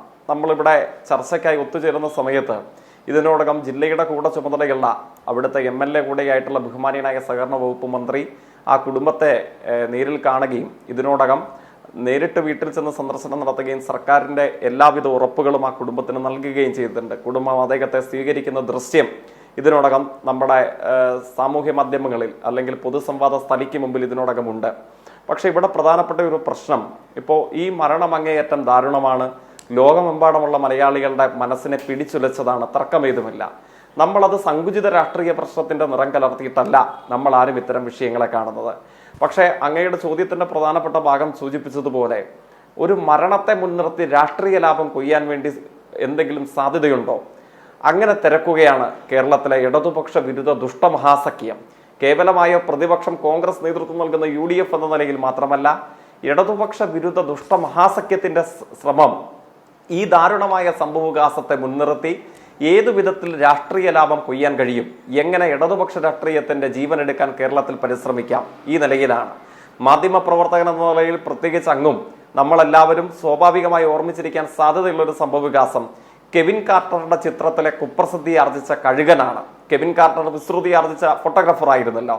എൻ്റെ ഓർമ്മ ശരിയെങ്കിൽ ആഫ്രിക്കൻ രാജ്യങ്ങളിലെ പട്ടിണിയുടെ ദൈന്യത പകർത്താനുള്ള ശ്രമങ്ങൾക്കിടയിൽ വെച്ചിട്ടാണ് വിശന്ന് വലഞ്ഞ് മരിക്കാറായ കുഞ്ഞിന്റെ പുറകിൽ കഴുകൻ കണ്ണുകളോടുകൂടെ നോക്കി നിൽക്കുന്ന പട്ടിണിയുടെയും വിശപ്പിന്റെയും ക്രൂരതയാർന്ന ചിത്രം അദ്ദേഹം പകർത്തുന്നത്. ആ കഴുകനെ അനുസ്മരിപ്പിക്കുന്ന മുഖങ്ങളാണ് നിർഭാഗ്യവശാൽ കേരളത്തിലെ പ്രതിപക്ഷ നേതൃത്വധാരയിൽ ഇന്ന് സമരമുഖത്ത് പ്രത്യക്ഷപ്പെട്ട പല ആളുകൾക്കും ഉണ്ടായിരുന്നത്. അങ്ങ് സൂചിപ്പിച്ച യൂത്ത് കോൺഗ്രസിന്റെ സംസ്ഥാന വൈസ് പ്രസിഡന്റുമായിട്ടുള്ള ഈ സംവാദം, അത് ആ സംവാദത്തിൽ പങ്കെടുക്കേണ്ട വന്ന ഒരാൾ ഞാനായിരുന്നു. ആ സംവാദത്തിനിടയിൽ വെച്ചിട്ടാണ് ജില്ലാ കളക്ടർ മുതൽ കോട്ടയം മെഡിക്കൽ കോളേജ് ആശുപത്രിയുടെ സൂപ്രണ്ടിനെ വരെ ഇവൻ മുതൽ ഓക്കൻ ഈ വാചകങ്ങളിലാണ് ഉത്തരവാദിത്തമുണ്ട് എന്ന് നമ്മൾ ഇപ്പോഴും കരുതുന്ന ഒരു സംഘടനയുടെ സംസ്ഥാന നേതാവ് വിളിച്ചിട്ടുണ്ടായിരുന്നത്. സംസ്ഥാന അധ്യക്ഷന്റെ പ്രഖ്യാപനങ്ങൾ നമ്മൾ കണ്ടു. നിപ്പയെ സംബന്ധിച്ച് നിപ്പ വന്ന മുഴുവൻ ആളുകളും മരണപ്പെട്ടു എന്നുള്ളത്. UDFന്റെ അനൗദ്യോഗിക മുഖപത്രമായി കേരളത്തിൽ പ്രവർത്തിക്കുന്നതാണ് മലയാള മനോരമ. മനോരമയുടെ ലേഖകൻ നിപ്പയുടെ മരണനിരക്ക് കേരളത്തിലും ലോകത്തും സംഭവിക്കുന്നതിനെ സംബന്ധിച്ച് എഴുതിയ ലേഖനം ഇപ്പോൾ എന്റെ മൊബൈൽ ഫോണിൽ ഉണ്ട്. നമ്മുടെ പലരുടെയും ആർക്കൈവുകൾ ലഭ്യമാണ്. ലോകമെമ്പാടും 77% ആളുകൾ നിപ്പ ബാധിച്ചവർ മരണപ്പെടുമ്പോൾ കേരളത്തിൽ 33% താഴെ മാത്രമാണ് അതിന്റെ മരണനിരക്ക് എന്നെഴുതിയത് മലയാള മനോരമയുടെ ലേഖകനാണ്. UDF-ന്റെ അനൌദ്യോഗിക മുഖപത്രത്തിൽ പ്രവർത്തിക്കുന്ന മാധ്യമ പ്രവർത്തകനാണ്. യൂത്ത് കോൺഗ്രസിന്റെ സംസ്ഥാന അധ്യക്ഷൻ കുറഞ്ഞ പക്ഷം വീക്ഷണവും ജയ്ഹിന്ദും ഒന്നും കണ്ടില്ലെങ്കിൽ പോലും മലയാള മനോരമയെങ്കിലും വായിച്ചിരുന്നെങ്കിൽ എന്ന് നമുക്ക് ആശിക്കാനല്ലേ കഴിയൂ, വാശി പിടിക്കാൻ കഴിയില്ല. അപ്പോൾ ഈ ശ്രമങ്ങൾക്കാണ്, അങ്ങേയറ്റം ദുരഭിദൃഷ്ടമായ രാഷ്ട്രീയത്തെ മലീമസമാക്കുന്ന ഈ ശ്രമങ്ങൾക്കാണ് കേരളം സാക്ഷ്യം വഹിച്ചുകൊണ്ടിരിക്കുന്നത്. തെറ്റായ ഒരു സംഭവവികാസത്തെ മുൻനിർത്തി ലോകം അംഗീകരിച്ചിട്ടുള്ള കേരളത്തിന്റെ ആരോഗ്യ മേഖലയെ എങ്ങനെ ക്രോശിക്കാം, അതുവഴി ഇടതുപക്ഷ രാഷ്ട്രീയത്തിന്റെ ജീവനെടുക്കാനുള്ള ശ്രമങ്ങൾ നടത്താൻ കഴിയുമോ, ഈ പരിശോധന നടത്തപ്പെടുകയാണ്. നിർബന്ധമായും നമ്മളിൽ ചിലരുടെയെങ്കിലും ഓർമ്മയിലുണ്ടാകും, കേരളത്തിന്റെ സർക്കാർ ഹയർ സെക്കൻഡറി സ്കൂളുകൾ, പ്രത്യേകിച്ച് കേരളത്തിന്റെ പൊതുവിദ്യാഭ്യാസ രംഗം ഈ വർഷവും 44,000 കുട്ടികൾ പുതുതായി വന്നു ചേർന്നതാണ്. പക്ഷെ വയനാട് സർവജന ഹയർ സെക്കൻഡറി സ്കൂളിൽ അങ്ങേയറ്റം ദാരുണമായ ഒരു സംഭവവികാസം ഉണ്ടായി. ഇതേപോലെയായിരുന്നു അന്നും ശ്രമമുണ്ടായിരുന്നത്. ഒരു സ്കൂളിലുണ്ടായ ഒരു ഒറ്റപ്പെട്ട സംഭവവികാസത്തെ മുൻനിർത്തി ലോക മാതൃകയെന്ന് പലരാലും വിശേഷിപ്പിക്കപ്പെട്ട, ഞാൻ ഇപ്പോഴും ഓർമ്മിക്കുന്നു, കോഴിക്കോട് IIM-ന്റെ ഡയറക്ടർ ഡോക്ടർ ദേബാശിഷ് ചാറ്റർജിയുടെ ഒരു വാചകം എന്ന് പറയുന്നത് the education system of Kerala shall be compared with northern Europe എന്നുള്ളതാണ്. ഡോണ്ട് കൺഫ്യൂസ് മീ, അതാണ് അദ്ദേഹത്തിന്റെ ആമുഖമായ വാചകം. എന്നെ തെറ്റിദ്ധരിപ്പിക്കാൻ ശ്രമിക്കില്ല. കേരളത്തിന്റെ വിദ്യാഭ്യാസ ആരോഗ്യ രംഗം ഇതര ഇന്ത്യൻ സംസ്ഥാനങ്ങളുമായിട്ടല്ല, അത് നോർത്തേൺ യൂറോപ്പുമായിട്ടാണ് കമ്പയർ ചെയ്യേണ്ടത് എന്ന് പറഞ്ഞത് CPIM-ന്റെ സഹയാത്രികനല്ലാത്ത, ഇടതുപക്ഷ രാഷ്ട്രീയത്തോട് യാതൊരു ആഭിമുഖ്യവും പ്രത്യക്ഷത്തിലില്ലാത്ത, എന്നാൽ ഇന്ത്യയിലെ ഏറ്റവും പ്രൗഢഗംഭീരമായ വിദ്യാർത്ഥികൾ പഠനകാലം ചെലവഴിക്കുന്ന Kozhikode Indian institute of management director doctor Debashish ചാറ്റർജിയുടെ വാചകമാണ്. IPS ഉദ്യോഗസ്ഥനായ ശ്യാം സുന്ദർ പറയുന്നുണ്ട്, കേരളത്തിന്റെ പൊതുജനാരോഗ്യ മേഖലയെ സംബന്ധിച്ച്, പൊതുവിദ്യാഭ്യാസ രംഗത്തെ സംബന്ധിച്ച്. ഇന്ത്യ ടുഡേയുടെ എഡിറ്റർ രാജീവ് സർദേശായി, അദ്ദേഹം ഒരു കമ്മ്യൂണിസ്റ്റ് പാർട്ടി പ്രവർത്തകനേ അല്ല, എന്തായിരുന്നു മരണവും മനുഷ്യനും തമ്മിൽ മുഖാമുഖ യുദ്ധത്തിൽ ഏർപ്പെട്ട മഹാവ്യാധിയുടെ കാലയളവിൽ കരൺ താപ്പറും രാജീവ് സർദേശായും ഒക്കെ പങ്കെടുത്ത അഭിമുഖങ്ങളിൽ നിന്ന് ലോകം കേട്ടറിഞ്ഞ ഒരു വാചകം എന്താണ്? India will think tomorrow what Kerala thinks today. Keralam ഇന്ന് എന്ത് ചിന്തിക്കുന്നോ നാളെ ഇന്ത്യ അത് ആലോചിക്കുമെന്ന് പറഞ്ഞത് CPIM-ന്റെ പ്രവർത്തകനോ അനുഭാവിയോ ഒന്നുമല്ലാത്ത, എന്നാൽ ലോകം ആദരിക്കുന്ന ഇന്ത്യൻ മാധ്യമ പ്രവർത്തകനായ രാജീവ് സർദേശായിയാണ്. ബാൾട്ടിമോറിലെ ന്യൂയോർക്കിലെ ഇൻസ്റ്റിറ്റ്യൂട്ട്, വൈറോളജി ഇൻസ്റ്റിറ്റ്യൂട്ട്, കേരളം കോവിഡിനെതിരെ നടത്തിയ മാതൃകാപരമായ പ്രവർത്തനത്തിന് കേരളത്തിന്റെ ആരോഗ്യമന്ത്രിയെയും മുഖ്യമന്ത്രിയെയും ന്യൂയോർക്കിൽ വിളിച്ചു വരുത്തി അവാർഡ് നൽകിയത് നിങ്ങളുടെ എല്ലാവരുടെയും ഓർമ്മയിലില്ലേ? ഇങ്ങനെ ലോകോത്തരമെന്ന് പല വിധത്തിലുള്ള മനുഷ്യന്മാരാലും അംഗീകരിക്കപ്പെട്ട എറണാകുളത്തെ doctor Jose Chacko Periappuram, Kottayam medical college സൂപ്രണ്ടിനെ പോലെ തന്നെ ലോകം ആദരിക്കുന്ന ബിഷപ്പുരനാണ്. അദ്ദേഹത്തിന് വിദേശത്ത് പോയപ്പോഴുണ്ടായ അനുഭവം എന്തായിരുന്നു? കേരളത്തിലെ ആരോഗ്യ മേഖലയിൽ നിന്നുണ്ടായ അനുഭവം എന്തായിരുന്നു? എത്രയോ സദസ്സുകളിൽ CPM-കാരല്ലാത്ത, ഇടതുപക്ഷ രാഷ്ട്രീയത്തോട് യാതൊരു ആഭിമുഖ്യവും ഇല്ലാത്ത, എന്നാൽ ലോകം അംഗീകരിക്കുന്ന ആരോഗ്യരംഗത്തെ വൈദഗ്ധ്യമുള്ള എത്ര മഹത് വ്യക്തിത്വങ്ങൾ ഇതേപോലെ പറഞ്ഞിട്ടുണ്ട്. യൂറോപ്പിൽ ചെല്ലുമ്പോൾ, കാനഡയിൽ ചെല്ലുമ്പോൾ ഒരു ഹൃദയ സംബന്ധമായ അസുഖത്തിന് ഒരു ഡോക്ടറെ കാണണമെങ്കിൽ 6.5 മാസം വരെ ടിക്കറ്റ് എടുത്ത് കാത്തിരിക്കേണ്ട വന്ന അനുഭവം ലോകമാദരിക്കുന്ന കേരളത്തിന്റെ സ്വകാര്യ ആശുപത്രികളുടെ വൈദഗ്ധ്യമുള്ള ബിഷഗുരന്മാർ പറഞ്ഞത് നമ്മുടെ മുമ്പിലില്ലേ? അങ്ങനെ അംഗീകരിക്കപ്പെട്ട, പോരടിച്ച് നമ്മൾ സൃഷ്ടിച്ചെടുത്ത, കേരളത്തിന് മാത്രം സ്വന്തമായിട്ടുള്ള ഈ ആരോഗ്യ മേഖല അങ്ങേയറ്റം ദാരുണമായ ഒരു ഒറ്റപ്പെട്ട സംഭവത്തിന്റെ മുന്നിൽ നിർത്തി ഇതാകെ തകർന്നിരിക്കുന്നു, ആരോഗ്യ സംവിധാനം ആകെ വെന്റിലേറ്ററിലാണ് എന്ന് പറയുന്നത് ദുഷ്ടശക്തികളുടെ ഒരു സമീപനമാണ്. അതിന്റെ മുമ്പിൽ തലകുനിക്കാനാകില്ല, അതിന്റെ മുമ്പിൽ കീഴടങ്ങാനാകില്ല. കാരണം എന്താണ്? അതിന്റെ മുമ്പിൽ കീഴടങ്ങിയാൽ കേരളത്തിലെ ജനങ്ങൾക്ക് ലോകോത്തരമായി നമ്മൾ സൃഷ്ടിച്ചെടുത്തിട്ടുള്ള ഈ ആരോഗ്യ സംവിധാനങ്ങളിലുള്ള വിശ്വാസം നഷ്ടപ്പെടും. ഇടതുപക്ഷ രാഷ്ട്രീയത്തെ തകർക്കാൻ വേണ്ടി ഏത് പച്ച കള്ളവും ഏത് ഹീനമായ നുണയും ഒരു മര്യാദയുമില്ലാതെ ആവർത്തിക്കാനുള്ള ഈ പ്രതിപക്ഷ ദുഷ്ടചേരിയുടെ ശ്രമങ്ങളെ അതുകൊണ്ട് തന്നെ തുറന്നു കാട്ടേണ്ടതുണ്ട്. ശരി, റോണി കെ ബേബി, ഈ സംഭവത്തിൻ്റെ പേരിൽ ആരോഗ്യമന്ത്രി വീണ ജോർജിനെ ക്രൂശിക്കാനാണ് നിങ്ങൾ ആഗ്രഹിക്കുന്നത് എങ്കിൽ ജനങ്ങൾ സ്വാഭാവികമായും ചിലത് താരതമ്യം ചെയ്യില്ലേ? നിങ്ങൾ കേരളം അവസാനമായി ഭരിച്ചത് 2011-16 കാലത്താണ്, മുഖ്യമന്ത്രി ഉമ്മൻചാണ്ടി. അന്നത്തെ ആരോഗ്യമന്ത്രി പിന്നീട് അനധികൃത സ്വത്ത് സമ്പാദനത്തിൻ്റെ പേരിൽ, ആരോഗ്യമന്ത്രിയായിരുന്ന കാലത്തെ അനധികൃത സ്വത്ത് സമ്പാദനത്തിൻ്റെ പേരിൽ വിജിലൻസിനും ഇഡിക്കും മുന്നിൽ നിൽക്കുകയാണ്.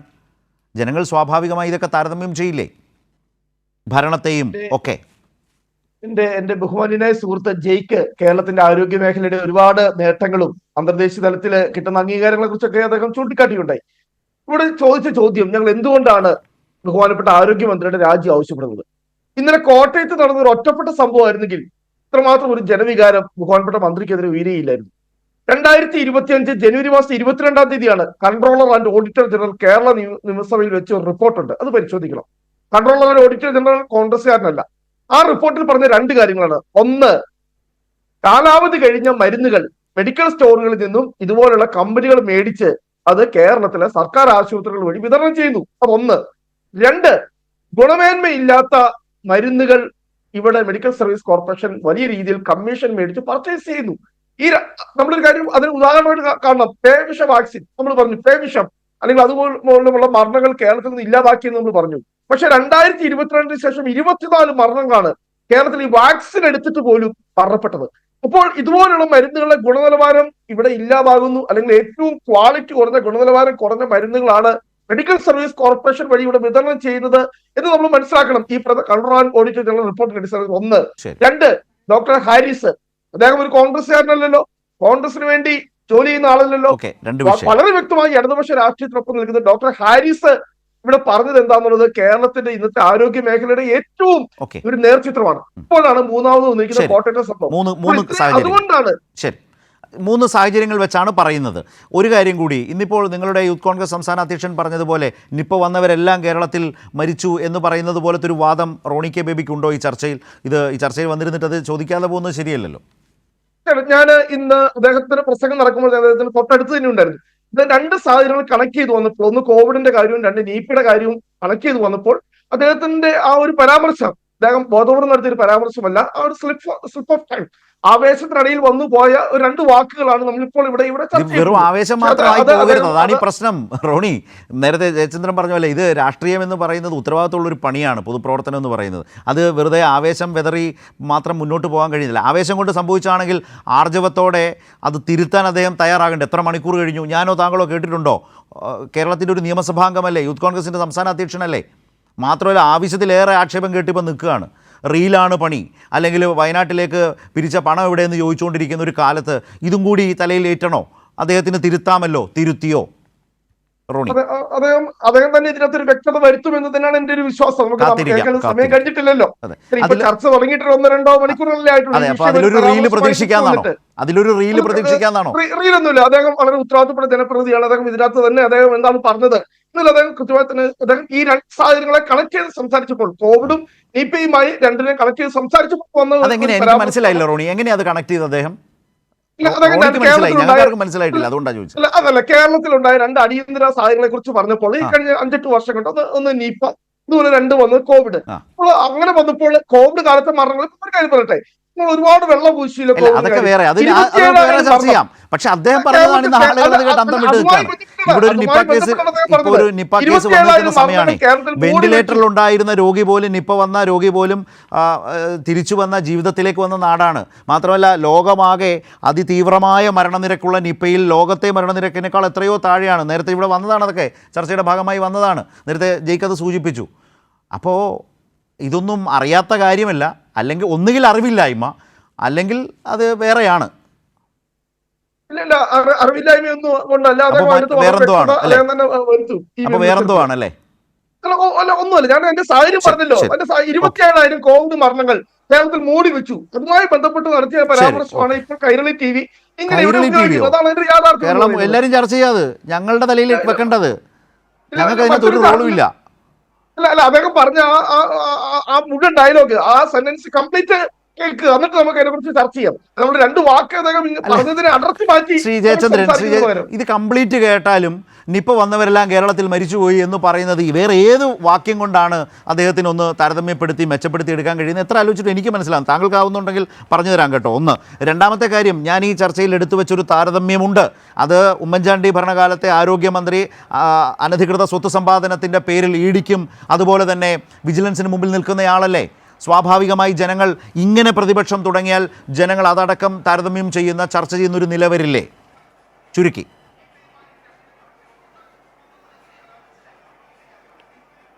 ഏറ്റവും ചുരുക്കി പറഞ്ഞാൽ ഒറ്റ കാര്യം പറയാനുള്ളൂ. ഇപ്പോൾ ഈ ഇദ്ദേഹത്തിൻ്റെ രാഹുൽ മാങ്കൂട്ടത്തിൻ്റെ കാര്യം പറഞ്ഞല്ലോ. ഇംഗ്ലീഷിലൊരു ചൊല്ലുണ്ട്, അതോറിറ്റി വിത്തൗട്ട് റെസ്പോൺസിബിലിറ്റി എന്ന് പറയും. ഉത്തരവാദിത്തങ്ങളില്ലാത്ത അധികാരം കൈയാളുന്നവരെ കുറിച്ചാണ് ആ പ്രയോഗം തന്നെ. ഇതങ്ങനെയാണ്. ഒരു റെസ്പോൺസിബിലിറ്റി ഇല്ലാതെ എന്തും വിളിച്ചു പറയാൻ ലൈസൻസ്ഡ് ആണെന്ന് തെറ്റിദ്ധരിക്കുന്ന ഒരാളായിട്ട് ഇദ്ദേഹം മാറിയിട്ടുണ്ട്. യുവ നേതാവാണ്, MLA ആണ്, യൂത്ത് കോൺഗ്രസ് പ്രസിഡന്റ് ഒക്കെയാണ്. അതുപോലെ പിന്നെ ഇങ്ങനെ എത്ര കാലം വിളിച്ചു പറയും, ജനങ്ങളിത് കാണുന്നില്ല എന്നാണ് താങ്കൾ ചോദിക്കുന്നത്. അതിൻ്റെ ഉദാഹരണമാണല്ലോ ശിവകുമാറിൻ്റെ ഇപ്പോഴത്തെ നിൽപ്പ്. ശിവകുമാർ എന്തിനാണ് നിൽക്കുന്നത് എന്നുള്ളത് എല്ലാവരും കണ്ടുകൊണ്ടിരിക്കുകയാണ്. പിന്നെ ശ്രീ റോണി കെ ബേബി ഇപ്പം പറഞ്ഞ എല്ലാ കാര്യത്തിനും മറുപടി പറയാൻ സമയം തികയുന്നില്ലാത്തതുകൊണ്ട് ഒരു ഒറ്റ കാര്യം മാത്രം പിന്നെ ചൂണ്ടിക്കാണിക്കാതെ പോകുന്നതും ശരിയല്ലല്ലോ.